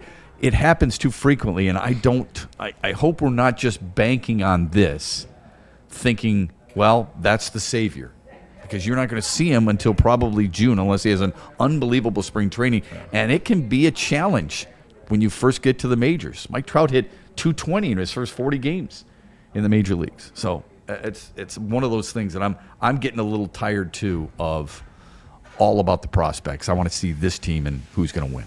Did you see your boy Jared Goff throw a pick six? Did you watch any of it? I watched the pick six. Even in All-Star game, even flag football. Shedeur Sanders on his first pass threw a pick. He did, but Shedeur Sanders is not the quarterback for the Detroit Lions. The conversation is Jared Goff every single day, and Jared Goff threw a pick six. It was actually a hell of a catch by Jamar Chase, but that's not shocking. I just couldn't get through it. I watched that clip on Instagram. Oh, so, did you? Yeah, okay. I'm not watching that. He was all excited to be there. Good for him. I know Gibbs and St. Brown had a good combination. That was kind of fun to watch. I saw that on social media where St. Brown threw it to him. Right. Peyton Manning cracked. I mean, obviously, there's only one Peyton. Let me stop. Peyton cracked the joke when I was at the Pro Bowl in 2008, seventh season, 2008. We were at practice, and he was breaking it down. And he broke it down. He said, all right, we're going to call it losers on three. And then Ed Reed was like, hey, what you talking about losers, dog? He says, anybody here in the Super Bowl? Like I said, losers on three. I was like, that's pretty good. That was pretty good. What did Ed Reed say to that? He was like, you ain't lying about that. You ain't lying about that. That is really funny. All right, the trade deadline continues with some moves. Kool-Aid's always got updates for us just in case. We'll keep you up to speed on anything that might be moving regarding Tarek Skubal. If you're just joining us again, the great Mickey Lolich, one of the best lefties in Tigers lore, and perhaps the second best lefty in Tigers lore before Tarek Skubal came along. I would say number one would be Prince Hal, but he has passed away at the age of 85. And the Bulls, they make Kobe White. Yeah. Not bad. Did he get traded? Yeah, Kobe White. I don't know what they're doing right now. So the Bulls trade Kobe White and Mike Conley Jr. to the Charlotte Hornets for Colin Sexton and Asumu Dang and 3 second-round picks. Jeez, boy, first of all, people love these second-round picks, which and I can't guards, figure just out. Throwing guards and throwing guards around. Right. Like next year, hear me clearly, Detroit Lions. Okay, you ready for this? Yeah. Make it to the Super Bowl. Because next year, I don't plan on Wednesday of Super Bowl week talking about Kobe White, Michael Collins Jr. It's not going to happen. Thank you. Please make it to the Super Bowl. I'm talking about Michael Collins Jr. on Wednesday before the Super Bowl. Yeah. Make it to the Super Bowl, at least the NFC Championship next year. Right. Because this is preposterous. With all due respect, I could give a rat's tail that Anthony Davis got traded to the Wizards. 1,000%. Okay. If it involves the Pistons, I'm all over it like a bum on a cheese sandwich. But I do not care about all this other stuff and where these guys are going. It has no effect. The Wizards are not going to play a role. Anthony Davis is not playing a role in the Pistons getting to where we think they could get to. No, not this year. But there are some names out there that some people have put in the chat. We want your thoughts on it. Okay. We'll do that when we come back on the Braylon Edwards Show after this. From Sharon's Heating, Air Conditioning, and Jack's Car Wash. Sharon's Heating and Air Conditioning. I know you're thinking it's sunny outside. It's clear skies. It's getting warm. Well, it's warmer than it's been the last few weeks. But we do know that spring, hopefully, right around the corner. We were talking about spring training. Spring's right around the corner. That means you're going to need your air conditioning. You need your furnace now. You need your air conditioner soon. And what better place to go than Sharon's Heating and Air Conditioning? They are experts. They are reliable. They are friendly. And they are fast and dependable in every situation. Call them today, 734-238-3805. Or go to their website, sharonsheating.com, and tell them the Braylon Edwards Show sent you. You know what goes well with a nice sunny day is a nice car wash, and you can get one of those free at Jack's Car Wash. Check this out. Text WSN to 888-522-1729 and enjoy that top-tier service that you will receive. Jack's Car Wash, they take care of your car like it's their own baby. Join the Unlimited Club and take advantage of all perks of being a member. Wash at any of the 40-plus locations around that state.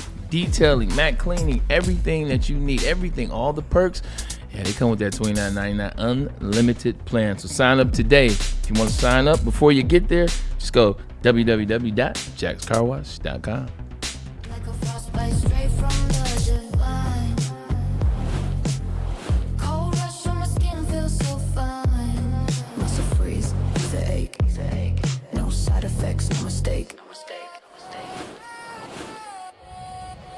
chill sub-zero. Icy and true. Feel the chill. It's all for you. It's not magic, just science play. Chill sub-zero. Why do we fight? We fight to protect the innocent, to hold the powerful accountable, to bring the oppressors to justice. Why do we fight? We fight to secure and preserve our civil liberties, to get each and every one of our clients the justice they deserve, and to make the lives of real people just like you whole again. ThenFights.com. Come to any Lady Jane's Haircuts for Men and claim your throne for a king's treatment from one of our talented stylists. Open 7 days a week, walk in anytime. Just get to a Lady Jane's today and receive a precision haircut, scalp massage, hot lather neck shave, and a hot towel treatment. A haircut should not be a chore. It should be an experience. And that's exactly what Lady Jane's has to offer. Open 7 days a week, walk-ins are always welcome. There's always a location near you. Lady Jane's Haircuts for Men, it's wicked awesome. When you have everything you need to get stronger, just around the corner, you can give everything you've got. Just 30 more seconds. With over 2,800 locations, there's always a Planet Fitness near you. Join the club today and get your first month free. Just $1 down, $15 a month. No commitment. Deal ends Friday, February 13th. See what you got. Planet Fitness. We're all strong on this planet. Big injuries, big news. Twice a week, Dr. Jeff Pierce from Michigan Sports and Spine joins Woodward Sports Network for the Injury Insider Report. Big D Energy Tuesdays at noon. Braylon Edwards and Shepard Thursdays at 3:30. Get expert analysis and in-depth breakdowns on the latest sports injuries from the man trusted by top athletes in the community, like D-Mac. Whether it's the Lions, Pistons, Tigers, or Red Wings, Dr. Pierce talks us through it all. Don't miss the Injury Insider Report with Dr. Jeff Pierce, your go-to source for understanding the impact of injuries on the games and players we love. Only on Woodward Sports Network. Scan the QR code on the screen or go to MichiganSportsandSpine.com to see if Dr. Jeff Pierce can help you.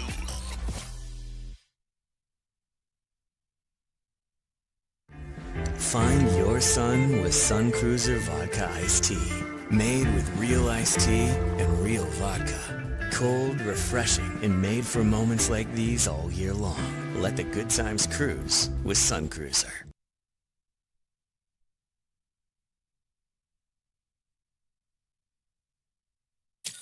Thank you to all the fans for making Woodward Sports your #1 online destination for Detroit sports. We promise not to drop the ball.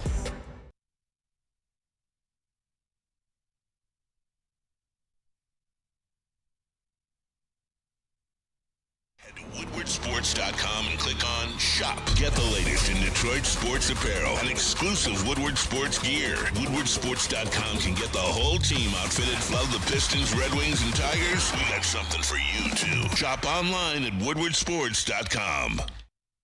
Let's go, Killian Hayes. Hey, looking to take your relaxation to the next level? I know you are. So you got to visit the Massage Chair House in Bloomfield Hills. It is the largest massage chair showroom in the Midwest. And these are the names to remember for when you visit. It's brands like Infinity and Osaki. We do have the Osaki Premium in the studio, man. And I'm telling you guys, it is a life changer. You got to experience the difference with Dr. Eric Duncan, the Wellness Doc and creator of the #1 YouTube channel for massage chair reviews at The Wellness Doc. So be sure to book your visit today at MassageChairHouse.com. Simply scan that QR code on the screen. It's Massage Chair House, your ticket to ultimate recovery and relaxation. It's simply your best bet. And speaking of bets, Kool-Aid, get your Super Bowl bets in with the Caesars Sportsbook app. Why? Because you can place any bet up to $1,000, and if you lose, you get that bet back. Sounds crazy, but all you got to do is scan this QR code, enter the code Woodward1000. And if your first bet doesn't hit, you get that deposit back up to $1,000.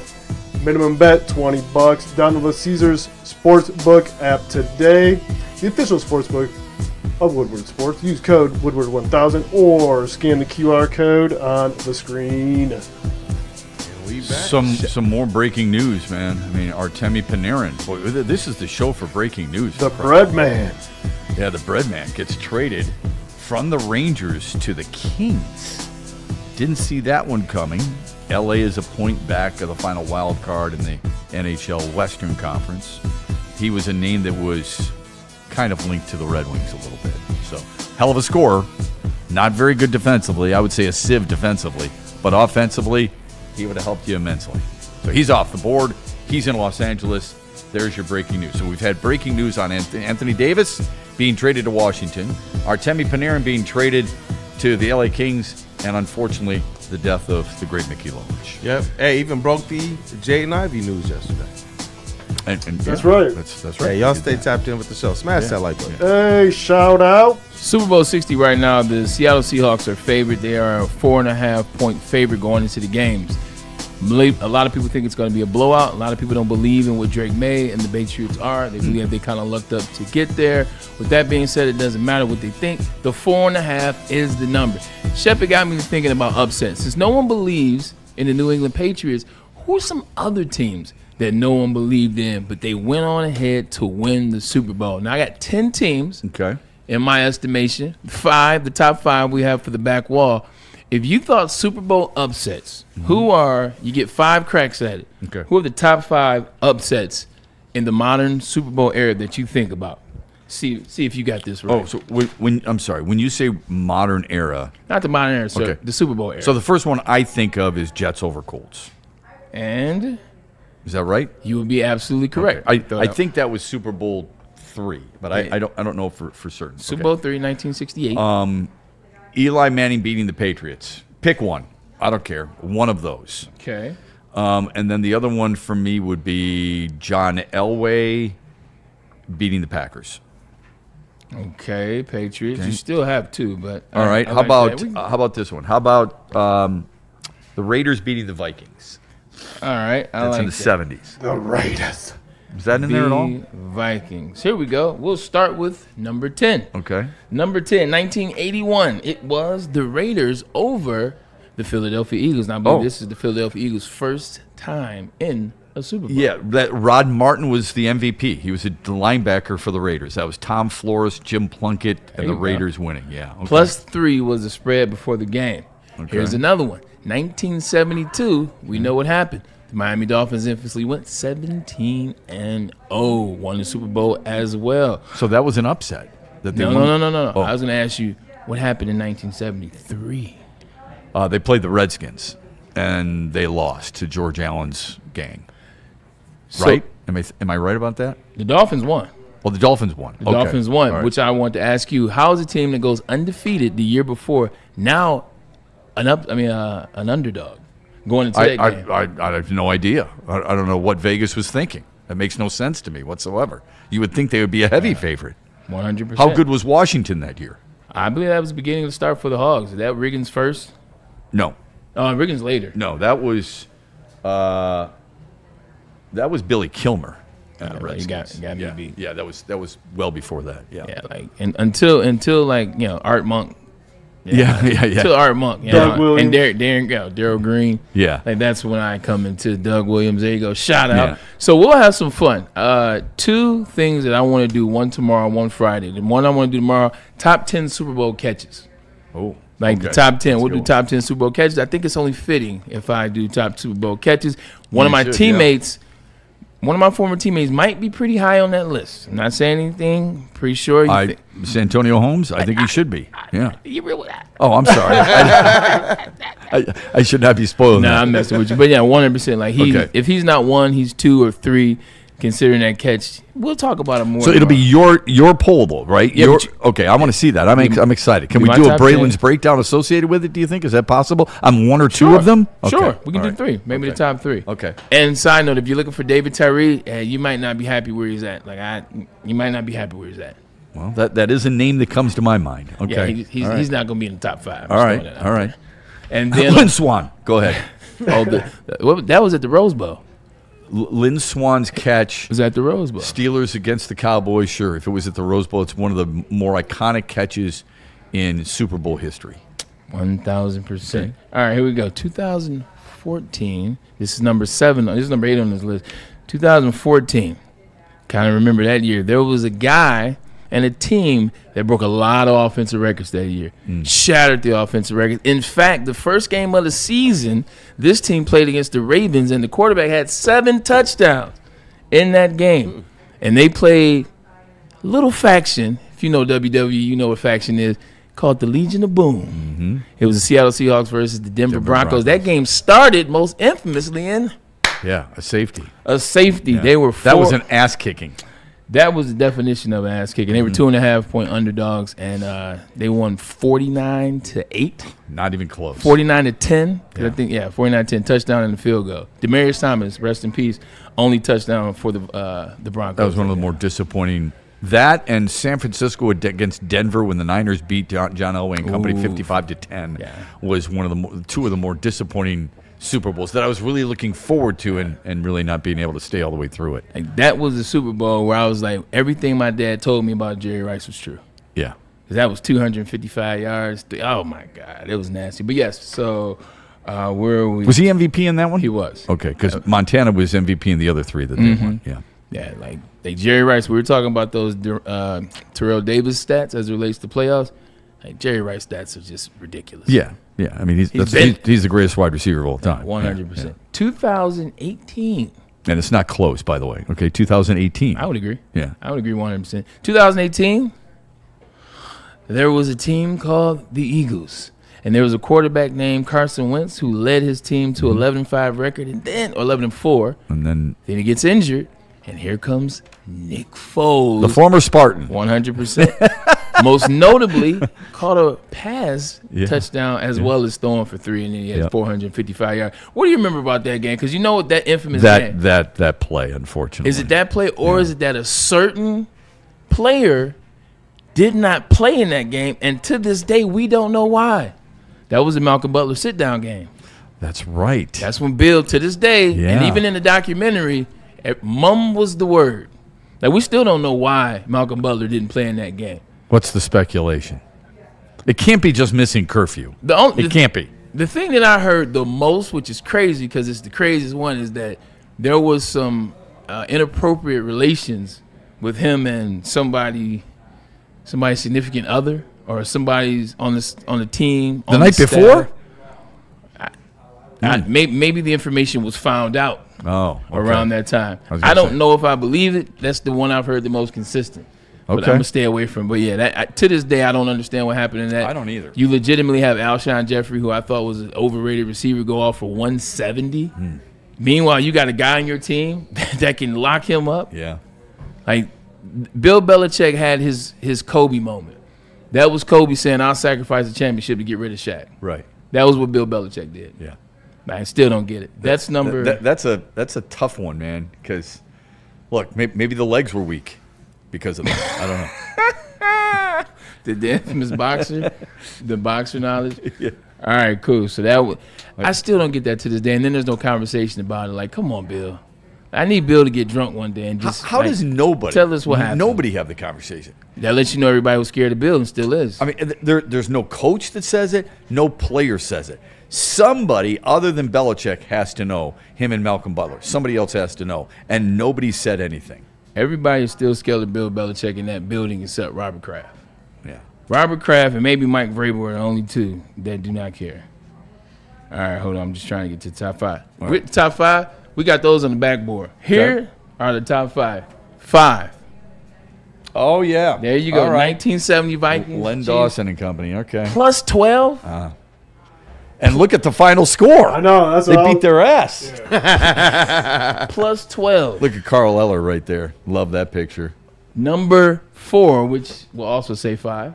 Shout out to Brendan. Love you, by the way. Shout out, Brendan. Shout out, Brendan. 1998. This is the one that you had. I got that one One right. of the ones that you had. The Packers. 11. I didn't realize it was an 11.5 different. I didn't either. But I guess that makes sense. They got Reggie White. You got you have Favre in his prime. Mm-hmm. You got a guy that notoriously chokes in the Super Bowl. Well, and he's older. This is year 16. No, 15. 14, I think. Because he did 2. He was 14, 15? Yeah, he did 2 in a row. I think it was 14, 15. Yeah. Yeah, this was the infamous run. The infamous run. I always thought that was the helicopter. Yeah. I always thought it was like a touchdown when I was younger. You get older, you realize he's at the 3-yard line. I remember the same thing. I think it was a first down. It was. I thought it was a touchdown too, but it was a first down. It's another one of those like the Russia versus USA where like you forget that wasn't the gold medal game. Mm-hmm. You're like, oh wait, they have another game. Right. Shout out to John Elway and obviously the Mile High Salute. That kind of sparked controversy as it relates to the beginning of when you change your uniform, having success after. There are like 3 or 4 teams that had success. Tampa changed their uniforms after that, won the Super Bowl. Yep. They did it. The Ravens did it. Eagles did. I don't know if they won, but Eagles did it. Who else did it? I think the Rams went back to the old uniforms, but even Falcons did it. Can't stand those uniforms. I think they're disgusting. They were cool then, but to your point, they're ugly. Give me the old one. Give me the Orange Crush. That Orange Crush is nasty with the helmet. See, when they come back, I think Steve Atwater. Okay, I think Carl Mecklenburg. Right. I think of those guys. When those guys come back, and of course Elway, he's the staple in Denver. When those guys come back, man, and they wear those uniforms, now all the kids are like, man, that is badass. I love those. But what's crazy is I think when they do retro jerseys, they have a way of doing it that is kind of in the nostalgia. I mean, kind of in the authentic space. But then they add colors, they add little technology, nuances to it to where it looks better. Because the Seahawks, when they do it, those uniforms look a lot better than the one Steve Largent was wearing. Yeah, I think you're right about the that. Pistons stuff, the crew stuff. I still don't like it per se. But when they wear it now versus the reimagined version, man, it's way better. Yeah. My problem with that is it's dark blue. It was not the blue of what Denver used to have. Yeah. If you're going to use a different uniform, why are you changing the colors? That's you know who does that? Michigan State. They do that, and I don't think neon and colors. You're not Oregon. Yeah, they don't have to do it. Yeah. That's always been my frustration with Michigan State. I think their helmets are some of the most dope. Here you go, Kool-Aid. Some of the most dope helmets there is in college football. I love them, absolutely love them. Why you would mess around and put the block ass on one side? I know that was Perlis. Or why you would put the Spartan guy on one side instead of. Just keep the logo the way it is. You want to mess around, switch your pants, switch your jerseys, that's fine. Leave the helmet as is. It is awesome. It's a phenomenal. There's nothing like that famous picture that has got Michigan and Michigan State where the lineman. It's a picture that's taken right down the line. It's like John Jansen and like that line versus Michigan State D-line from that year. Yeah, it's like pretty, 96, 97, 97, 98. Right around that time frame, yeah. And it's a pretty cool picture. You see, you instantly know exactly what you're talking about. Yeah. Number 3 on there, sweet potato. All right. There you go. 12 and a half. You know what I'm mad about in this game? I'm not. My mom, appreciate you. Shout out to you.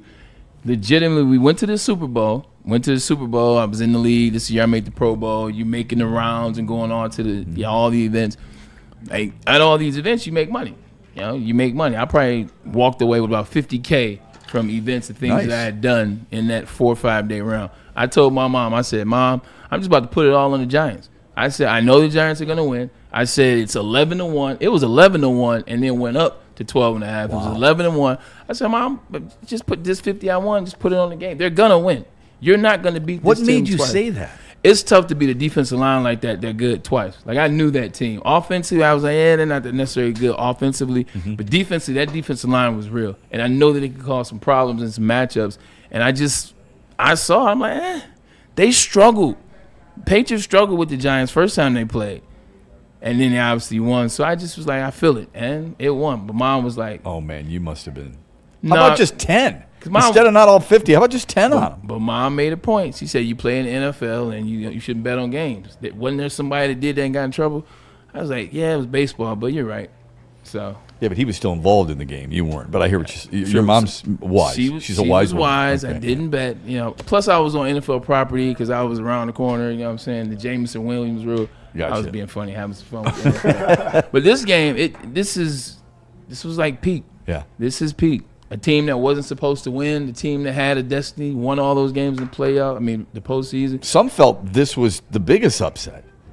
The Patriots were trying to do what the Dolphins did. Yeah, this was legit. Yeah, for sure. This was a shot. All right, so that's number 3. Speaking of Michigan State, he caught the game-winning touchdown. Right. On the sluggo. Right. Yeah. If you will. There you go. There you go. David Tyree's catch is overrated. That's neither here nor there. My guy, Pierre Woods played for Michigan with me. He had a chance to turn that tie for the New England Patriots early in the game. It's like series 1 or 2 for the Giants Remember, Eli fumbles, and the ball goes back. Pierre Woods legitimately gets the ball, and it's about 15 yards to the end zone. All you had to do is pick it up.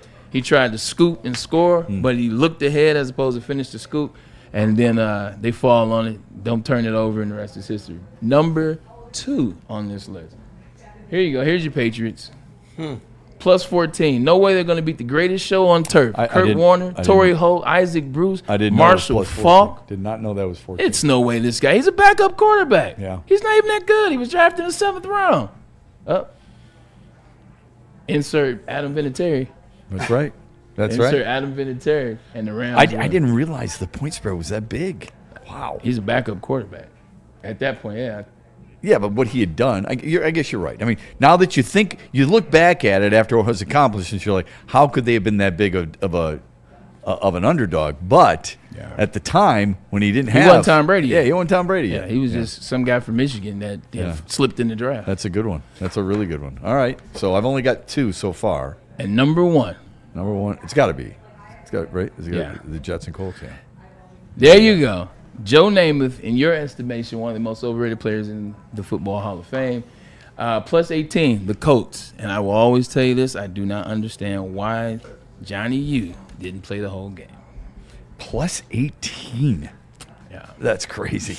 There was some husbands that if it wouldn't have been the 60s, would have been divorced after this game. Because they put big money on it. Oh, absolutely. Big bread. They thought it was a sure thing. Hey, honey, don't worry. Remember that trip you always wanted? Hey, after today, we're going. Yeah. You know what happened the next day? She left you. Yeah, we're gonna sell the tri-level. We got to make the money back somehow, some way. So these are good ones. I like it. 100%. Yeah, thank you. That's a good test right there. With that being said, let's bring it to the current. Is there a chance of upset? Looking at the New England Patriots, there's always a chance. So what's the spread? I'm sorry. 4.5. 4.5 is the spread for Sam Darnold and the Seattle Seahawks. Okay. Yeah. If you're asking me, can New England win the game? I do believe they can. What do they need to do to win this game? Well, I was about to ask you the same thing. They got to run the ball. I was going to say they have to run the ball, and they've got to convert third downs against that Seattle defense. If they put themselves, I don't think it's too unique about any other sport, but if you're going to put yourself behind the chains, and Seattle puts a lot of pressure on you. Nobody puts more pressure on opposing quarterbacks than the Seattle Seahawks defense. If they're going to put that much pressure on Drake May, he's going to have to burn them with quick throws, and you cannot get behind the chains. 100% quick throws. They got to run the ball. Ramondre Stevenson is going to be very key because he catches out of the backfield as well. He's a really good running back as it relates to in space. The other thing they got to do, Vrabel, you got to lean into who Drake May is. Like, don't resort back to Bill Belichick and what you learned and keeping the quarterback in the pocket and trying to protect Drake May. Like, you got this far with Drake May being who he is. Like, there's a part of you that has to let him do that in the game and call some plays to help him get there so he doesn't make it all about, just, hey, I'm dropping back and, it's not there. Call some plays to get him comfortable with taking some chances with his feet, running, getting some passes down the field, get him comfortable in the game. So, Vrabel, I know you don't like this term, but you're playing with house money as it relates to having a second-year quarterback get to this space. Like, play on that.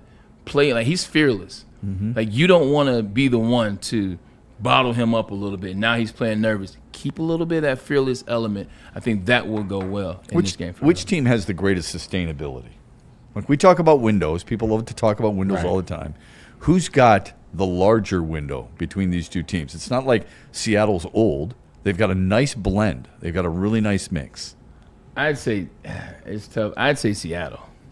They've got the bigger window. You think that defense is real? Yeah, that defense is very real. I think with a head coach who thrives on that side of the ball. 100%. I think the Patriots have some sustainability there, but I think some guys are coming down the pipeline as it relates to money. You spent a lot of money in off season, but maybe that's the flip side of it. They paid a lot of their players outside of Christian Gonzalez. I think all their players are paid. I don't know. I'm saying all their players are paid. Witherspoon, Woolen, some of those guys are going to be coming up, and you're going to have to pay them. If Seattle wins, Seattle will have their second Super Bowl. They will tie, believe it or not, Tampa, the Rams, because the Rams in L.A. and St. Louis, right? All with 2 wins. The Rams have 2. They beat Tennessee and they beat Cincinnati. And then the 49ers have the most. Well, I was going to say the Dolphins have 2. No, in the NFC. Oh, in the NFC. NFC only has it's like 6. Washington's got 3, right, in the NFC. Rams. Packers have 4. Packers have 4. Right. 1, 2. Cowboys have 5. Packers have 5 or 4? Packers have 4. Bart Starr won 3, I thought. I think so. I'll have okay, to, you're right. They won 1 and 2. I'll have to look it up. San Francisco has 5. Yep. Dallas has 5. Yep. Giants have a couple. 4. Packers, I think, have 4. We'll double check that. And Eagles and Washington has 3. Yeah. Okay. So, and the Eagles have 2. Yeah. So if Seattle wins, they'll have 2. Are they? How close are they to football elite? I think they're football elite now. The thing is, people look at elite having the same regime, same coach, same players do it, and then it becomes elite. Like when you look at the Kansas City Chiefs, they call them elite. Like they've done it, even though they did it once before, but like they've done it now, and they've sustained that 3 Super Bowls, 5 appearances, et cetera, et cetera. I don't know though, but like they won Legion of Boom, they reinvent, same guy, John Schneider, still there, recreates this, and here they are back with a defense that's as good statistically as the Legion of Boom and those. So they've been kicking ass since 2010, the Beastquake. The Marshall Lynch Beastquake. That was 2010. And here we are at 26. It's another example. It's another team that has won it, torn down to a certain extent, and now is back on the verge of winning it again before the Lions even get there. That's the frustrating part for me as a Lions fan. And like I said before, if New England wins, they'll have 7 championships. Nobody in the history of National Football League has more. If they lose, they'll have 5 losses. Nobody in the history of the Super Bowl will have more. So there's going to be history made. It's kind of funny, like if Robert Kraft wins.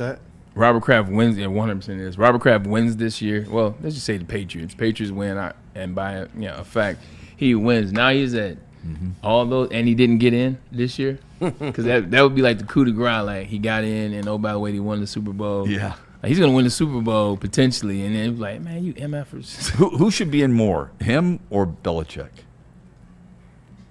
Ooh. Who has a right to be more upset? Let's put it that way. Robert Kraft. Because he's been that steady hand. Okay. 100%. And I think also, too, I think Robert Kraft. Okay. I would have said Belichick. And the only reason I say Belichick is because, he's on the field. He's actually making the difference in the game with his play calling. Where Robert Kraft is, sure, he's writing the check. He's approving the draft picks. He's approving the coaches to a certain extent. I would say Bill Belichick has more of an influence on his team winning the Super Bowls than the owner does. No, I agree with some of that. But I just look at it like this, man. Bill Belichick, he was there when Tom left. And what did it look like? Like, what did the Patriots look like for those 6 years that Tom Brady wasn't there before he got fired? It looked horrendous. And then he leaves and goes to UNC. UNC said after 6 games of this past college football season, it was on pace to be the worst season in UNC football history. UNC isn't even a football school. Yeah, but it wasn't. No, and I'm judging him strictly on the Patriots. That's all I'm care about. What happens at UNC, to me, I don't think affects his legacy. But yeah, I hear what you're saying. The reason why I said that is because there's a person that wasn't a part of those last 6 years. He also wasn't the quarterback for UNC. Yeah, and that's Tom Brady. And this guy, to your point, Robert Kraft, getting his team there, picking the right guy. He made a mistake in Jared Mayo. He rectified it, much like Tom Gore's made a mistake, right? Yeah. So it's how quickly you're cutting bait, how quickly you realize I made a mistake, I got to move on. In the San Francisco 49ers documentary, Eddie DeBartolo, he made a mistake on who his first general manager was. And when that general manager convinced him, we got to trade for O.J. Simpson and get rid of first round, second round, third round, and fourth round picks, and then that blows your team up, took him a while, but at least he recognized it, right? It'll be interesting, too, if New England wins, because New England has 6 Super Bowls. They've beaten a different team in each of those Super Bowls. They've beaten the Rams, the Panthers, the Eagles, the Falcons, I'm sorry, the Rams twice. And then they've beaten Seattle. So this would be the second time that they would have beaten the same team. Why is it that the AFC is always the only conference that goes on runs? Like the NFC, outside of, I guess the Giants, but they were back-to-back. I know the 49ers and then maybe... Yeah, probably I would say 49ers. The Cowboys. And the Cowboys. You take them out, like every year it's a different NFC team. And when you win, it's a different NFC team. When Patriots went on a run. Chiefs went on a run. The Steelers went on a run. Like it's... Even the Bills went on a run. They just lost the Super Bowl. Broncos went on a run. Broncos went on a run. Essentially. Yeah. Dolphins. You just mentioned the 70s. Dolphins. Whereas I would say you're right. Dallas, San Francisco, Raiders, maybe Minnesota. Early in Bud Grant's career, the problem is they didn't win any. Okay, they got beat by a really good Pittsburgh team, 4 L's. Really good Oakland team, Kansas City. They got beat by Pittsburgh twice or Oakland twice. I forget which. I think Pittsburgh twice, Oakland, and they were beaten by Kansas City. Yeah, so it's one of the biggest upsets. All right, 36 after the hour. Quick timeout. Back with more right after this on the Braylon Edwards Show. After this from Dr. Pierce and Buddy's Pizza. Attention sports fans, don't miss expert injury insights from the guy we like to trust is Dr. Jeff Pierce of Michigan Sports and Spine. Catch him on Tuesdays on Big D Energy and then Thursdays right here, Braylon Edwards Show with Shep, where he shares top-tier advice to keep athletes in peak condition. Trust the guy we trust and you know him well. Call 248-426-9944 or reach out to MichiganSportsandSpine.com. Buddy's Pizza is the place to go if you are getting ready to host a party, maybe a Super Bowl party. Yeah, that'd be great, wouldn't it? That means you could use some catering, and if you want to get it catered, the best place to go is Buddy's Pizza because they've got their signature Detroit original style pizza. Been doing it for 80 years. Nobody does it better. They've got their salads. I was just having a conversation with somebody out in the office space, and we were talking about Buddy's salads and how good they are, and their pasta dishes. It doesn't get any better than that.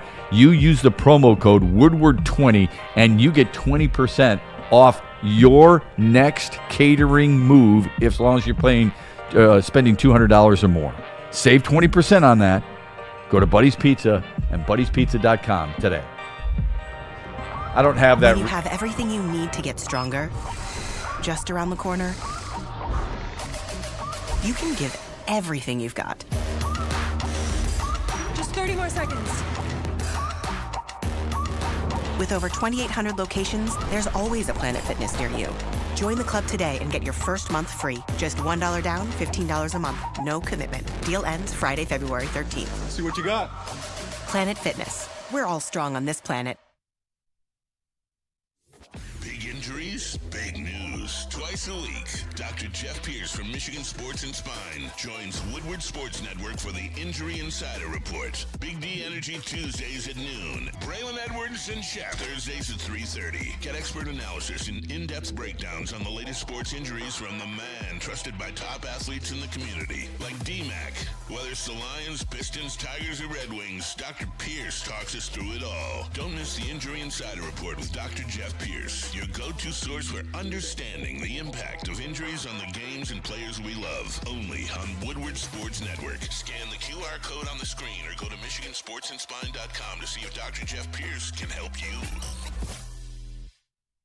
Like a frostbite straight from the divine. Cold rush on my skin feels so fine. Muscle freeze, the ache. No side effects, no mistake. Chill sub-zero, icy and true. Feel the chill, it's all for you. It's not magic, just science play. Chill sub-zero. You know how some things are so good they should be world famous, but they're not? Our house-made vinaigrette is one of those things. And the antipasto salad, we drizzle it over. Same with our hand-battered chicken tenders. Original recipe soups and pasta sauces. It's almost as if our original world-famous Detroit-style pizza is mocking them. And that's not very nice.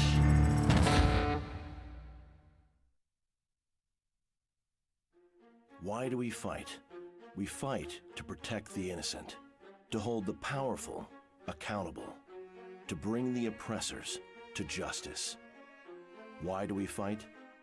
We fight to secure and preserve our civil liberties, to get each and every one of our clients the justice they deserve, and to make the lives of real people just like you whole again. ThenFights.com. Head to WoodwardSports.com and click on Shop. Get the latest in Detroit sports apparel and exclusive Woodward sports gear. WoodwardSports.com can get the whole team outfitted. Love the Pistons, Red Wings, and Tigers? We got something for you, too. Shop online at WoodwardSports.com. Cool. Black Rock Bar and Grill, still a sizzle above the rest. Looking for dinner plans at Sizzle? How about you head to Black Rock Bar and Grill, home of steak on the stone. Check this out. Rock this Valentine's Day with the hottest steakhouse around. The only thing hotter than your date is a steak on the stone. Bring your loved one in for a night to remember this Valentine's Day. But make sure you call ahead because they will be crowded. Never forget, you mentioned 20%. And you mentioned Woodward Sports, you get 20% off your food bill. It may be crowded at Lady Jane's. That doesn't mean you can't get in here quickly. I promise you, man. I know there's a lot of guys who are standing in line, putting their name in, but this is not your typical place where, you're almost like at a restaurant. The wait's about 25 minutes. No, not at Lady Jane's. There are so many different chairs, with those nice shampoo bowls that will get you in there and get you out looking handsome. All you got to do is find one of the 28 locations. Lady Jane's, it's wicked awesome. And we back. Just real quick, I was talking with somebody earlier today. I'll give him a shout out. Hunter Patterson from The Athletic, good guy. Hey, shout out Hunter. And he said the thing about Kevin Heurter, what he likes about it is A, he's a shooter. B, he's going to spread the floor that allows others to open up inside. That he's defensively responsible. He's not making any NBA all defensive teams, but he is responsible. And he's willing to adapt and accept his role. So I think that's an important piece to move forward. I know a lot of people in the chat are talking about Jaden Ivey. Some of them are going way overboard, like he's not any good. That's bullcrap. He is good. He's a good player. You know Detroit fans, as soon as the player's gone, as soon as it automatically start dogging. Yeah. Automatically. It's just not it's not fair and it's not right. So anyway. And I think like with Heurter, it's easy to see where he can help this team. I think with where some fans' angst is was it the correct return? So I look forward to seeing Heurter in this lineup when you just kind of get past the trade of it all. But it is interesting. Number 5 overall pick, that value, it plummeted a lot more than any of us thought after that injury. So some people are asking, Braylon, what else could they do? They have the trade exemption, okay? Who else would you want? So let me ask you this question and then we'll move forward. What if I said Klay Thompson? I know Dante was asking about that earlier. Was he? Okay. Yep. He's a little older. He's 35. He's not the Klay Thompson, that was a Robin. But coming off a bench, giving you some three-point shooting. Although, do you think you've satisfied that with Kevin Heurter? I love Klay Thompson, so it's like I think you're playing on the feeling from 7-8 years ago. It's just different for me now. Yeah. I'm old enough to be like, Klay was cold, respect, shout out to Wazoo, but nah. I'm good right now. I got this from an inside source, kind of about, nice. Like the Pistons and where they are. Uh-oh. Love this. Says, they pay Cade. Excuse me. They have to pay Asar, Durham. They paid Cade. They're just not seeing a final end for Jaden with them based on the numbers. Unfortunately, he had some tough breaks injury-wise, and the team kind of accelerated with him out. Tough for him. Heurter gives us additional shooter to space the floor. There you go. Good. That's good inside stuff. Yeah. Similar to what sort of spacing. What's interesting, I think, about that inside information is that the team excelled even without him, which tells you you're expendable. 100%. And the way they have built this roster, also, it kind of tells me they're really confident in what this roster's got going. So. They like this roster. I do too. You see a lot. Like last night, obviously, we still want them to have somebody be able to score a little bit more. But just watching them play against Denver last night, guys were stepping up, guys were making shots, guys were taking it to the Denver Nuggets. And so it's just one game. Mm-hmm. You have to play 7 of these things potentially, or best of 7. So, but they look good, man. Everybody is humping. players are getting better, and that's the thing. It's not like there was a quick sample size and then Water met its level, and you're seeing Hollins fall off, or you're seeing Javonte Green come down, or you see Janice Jenkins come down. Like, those players are getting better. I know. Like, the percentages are going up. The confidence is going up. The defense is playing. So it's like, what do you want me to do?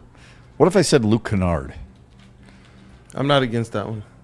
He's solid, though. I like Luke. He's been a good 3-point shooter this year. I like Luke. Yeah. Okay. I like Luke Kennard. Some familiar area. Yeah, what's your reservation, Kool-Aid? Okay. No, I was going to say, I'm not against adding any more extra firepower. If you're telling me we're not taking a big swing at a big-time score, I'm okay with them going and adding a couple of wing, kind of rangy players that can help stretch the floor, because they got the guys that are going to be Okay, then who leaves your roster? Isaac Jones out. Isaac Jones. Okay, but he's out for Saric. Okay, you got Heurter and Saric. Jones out. There you go. Then what? Oh, it just depends on what you're doing at the bottom of that roster. When you're talking about guys like, your Clintmans, you got Tolu Smith, who's one of those two-way guys. Obviously, Janice Jenkins is somebody that they like. They offered a 2-year deal with. One more I don't game. think he's going anywhere. He's got one more game before the 2-way contract. Okay. Yeah, Paul 50 games, right? But I know they like him. But when you're talking about expendability, you're talking about that $14 million trade, exemption. They got some room to make. Oh yeah, I know that. I'm just wondering. There's got to be a roster move. That's all. Yeah, that's all I'm saying. I mean, if you brought a guy like Kennard or you brought a guy like Klay Thompson on board, you would have to do something like that. So when you watch and you know what? Just one more on that. That is interesting take, because I think it does add another layer to what the Pistons can and can't do, and why they're probably not just zooming straight through this trade deadline, doing what a lot of the people want. Because you're right. How much expendability do they have that other people in the league actually want? I don't know if it's that much. This is hilarious. I know. That's a good one. You know what I'm saying? It's awesome. I like this, yo. Trajan Langdon looks good. Got Look at my boy suited up. Look at it, looking smooth in there. It's very good. Very good. 100%. Very talented. I like that. Yeah, well done. That's well done. Yeah. Are the Clippers a situation?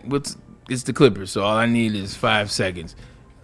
Does their ownership get it? I get all the money, the Intuit Dome, and all the technology, and this is fun, and he's got all this bread and all this money. They just seem to be making one dumb move after the next. Whether it start with the Chris Paul situation, how that played out. Yeah, that was ridiculous. James Harden at this particular juncture, there was another move that happened before the season. It just seems like the Clippers are. You saw they just traded him to the Raptors. I saw to the Raptors. Yeah. Yeah, so everybody's talking about how good they've been because they've won 7-10. They ignored the losing 2 straight. They're 3 games under 500. There's nothing there for me.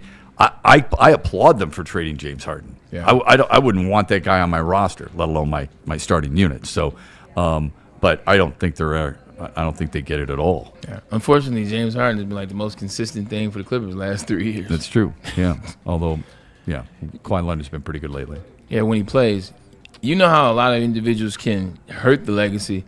I think James Harden is kind of like bringing his back up. I was just going to ask you that. His legacy was doing this from the fat suit with the Knicks, from the fat suit with the Nets. I kind of thought he was to how the out. whole Philadelphia situation played out, to him throwing his boy under the bus, who Daryl paid Morey, him 100%, paid him, brought him in countless times, did all that, blew that up, was fat on the bench, arguing with Therese Maxey. Terrible in a key game. Oh man, he no points in Game 7. Yeah, I'm not gonna lie. Like, sat out a game, asked to sit out a game, and then went to Arizona and Arizona State and sat courtside because of personal reasons. For everything that he did with or did not do with the Houston Rockets, none of that, all of that, failed in comparison to that series with the 76ers. Mm-hmm.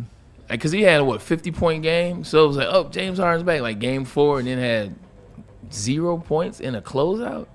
His legacy was like, oh, man, you blew it. Yeah, it seems like they've tried to pair him with so many different players that he would want, and it still hasn't worked out for him.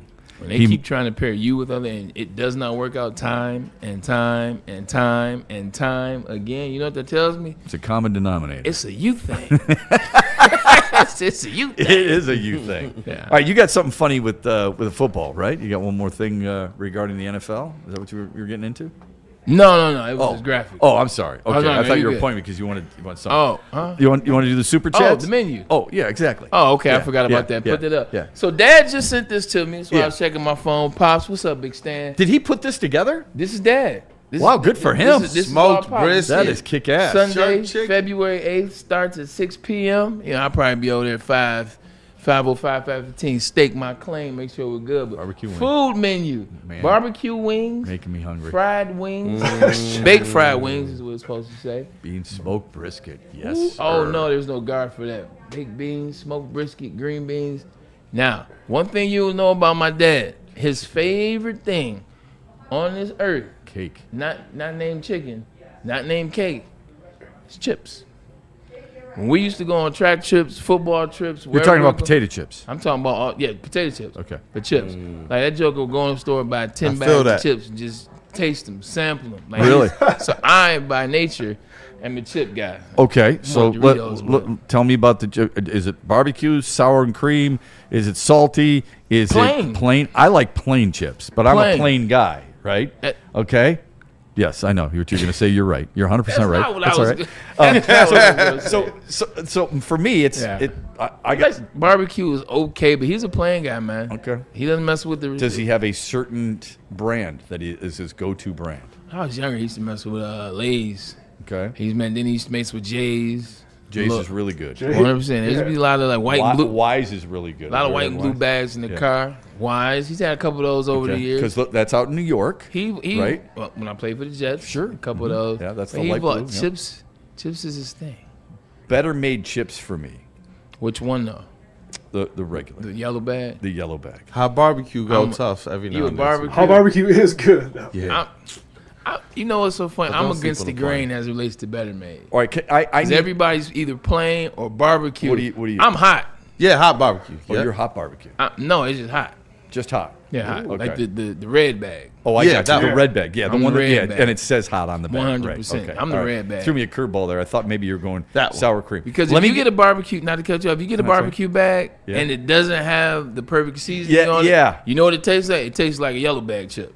A yellow bag chip that isn't very good. Exactly. Yeah, I would agree with that. Yeah. I want at least a hot chip, if it's not done too good, still tastes like a barbecue chip. Exactly. Give me your thoughts on this, because this is a divisive thing when it comes to chips. Yep. Munchos. I used to love them as a kid. I still get you're an adult now, so I want your opinion. Once a year, I get a bag. Okay. Yeah, I like him to mix it in, just like Bray. Yep. Okay. 100%. Switch it up. Every now and then, man. My pops, that was every road trip was Munchos. I'm telling you, man. Very, very, I remember salty. That. Very salty. Very salty, yeah. They are very salty. They were light and crispy. I will say this. If I open a bag, it's gone.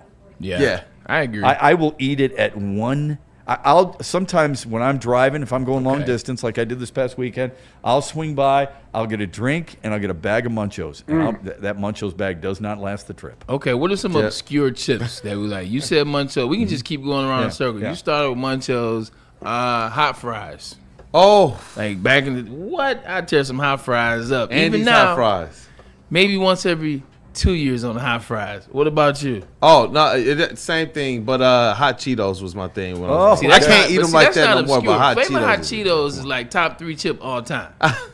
Like top 3 chip all time. Well, this is how we're going to start the show tomorrow. 1000%. I would disagree with that, but that's a good debate. Go ahead. You see, you see how Flamin' Hot has now entered every single food market. That is donuts, sandwiches, wings, all that. Donuts. I didn't say I had one. I'm telling you what I've seen though. That's because that Flamin' Hot recipe, which is not good for you. Yeah. But Flamin' Hot Cheetos and chips Cool in general Ranch aren't good for you. I had to have the trail mix though with the M&Ms in it, bro. Like every road trip, that was something for me. The trail mix with the M&Ms. Oh man, yeah, that's right.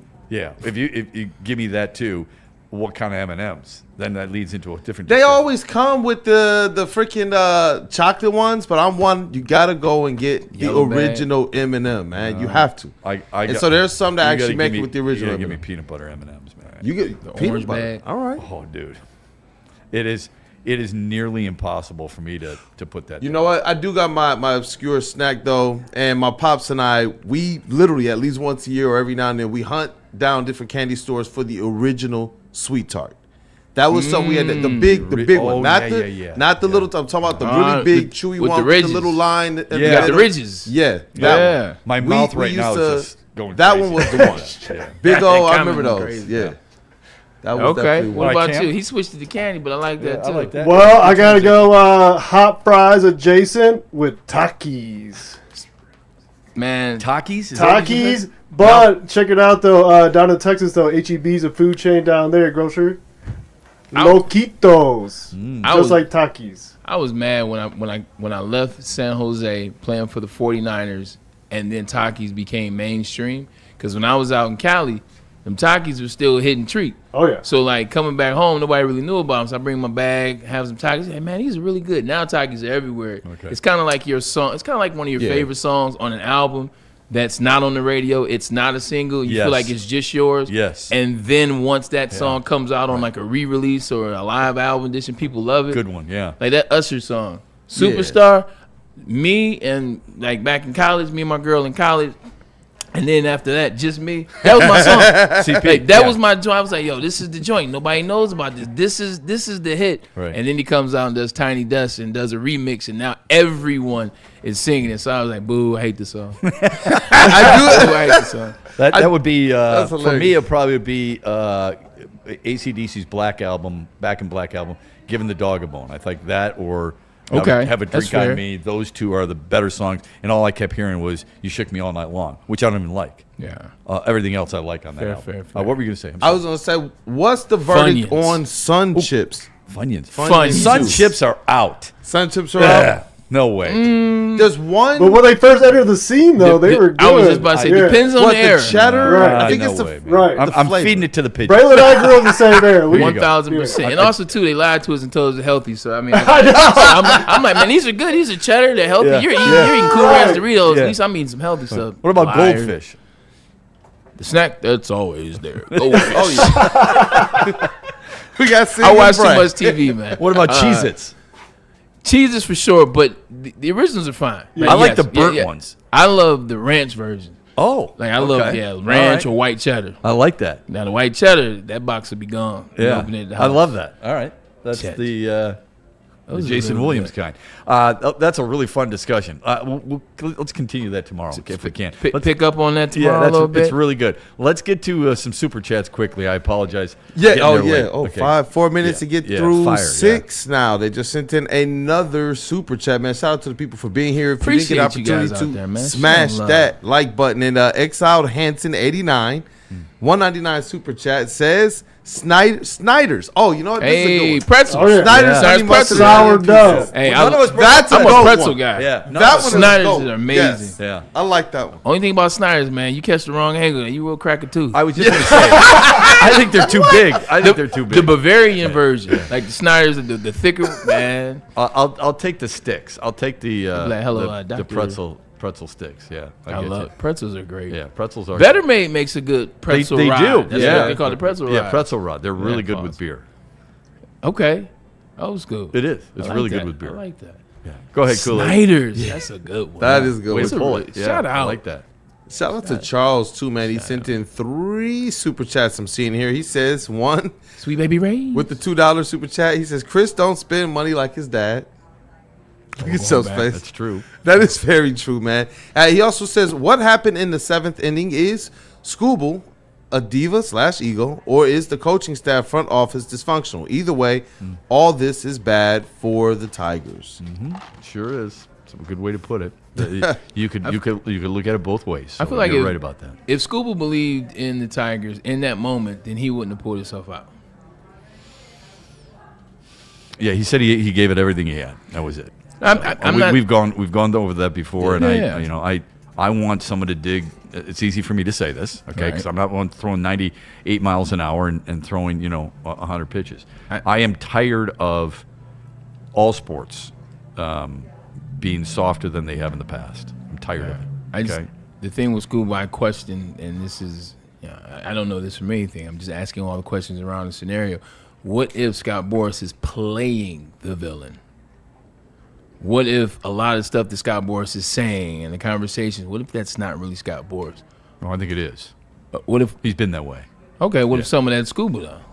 Oh, yeah, it could be. That's what I'm saying. Yeah, it could be. Yeah. It could be directing. And by the way, I'm not saying Scooble's soft by any stretch, but I think in a generation, baseball people, not players per se, but people have turned it to a softer game because of I don't want long-term arm wear. So what am I going to do? I'm going to hold you under 200 innings for a year. I'm going to hold you under 8 innings in a season, and I'm going to hold you to 30 to 31 starts.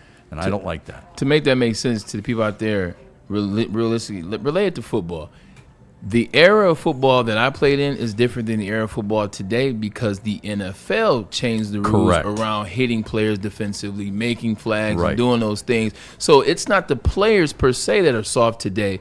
It's the actual NFL that they've created for these players. So by right, that makes them soft. They're not soft. Bingo. It makes the air soft and they play in the air. 100%. Yeah. I couldn't agree more. Jack Campbell could have played back in the day. 1,000%.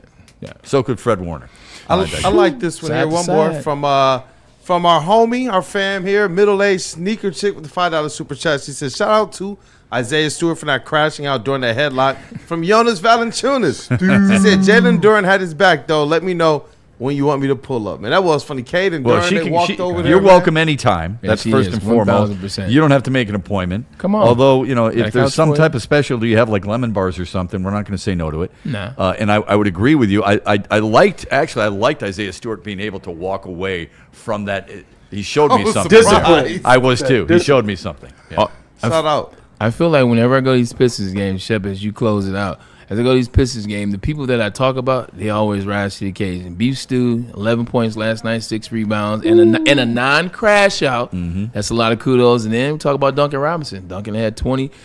Shot the ball really well. And he looked like he did the year he was about to get paid. Movement three in Miami. That straightaway three. What, at the top of the key and to the left of him? Yes, and when Denver was making a run, they needed something, and boom, he hit nothing but cord. It was sweet. He adjusted that shot angle and his body position in the air. I'm like, hey, where you learn that at? I ain't doing that. All right. So I made to judge you a little bit. Maybe in Miami. Definitely back here tomorrow. Yeah. Good show, enjoyable show. Makes me smile every time I come through these doors. I hope you feel the same. Join us tomorrow. Braylon Edwards Show, 2 to 4 here on Woodward Sports. It's like nothing to watch tonight, man. Wings. Oh, go in Utah. Go Wings. I like that. For your daily sports fix, look no further. Join Braylon Edwards, the University of Michigan legend. Lofting it right corner of the end zone for Braylon, up in the air.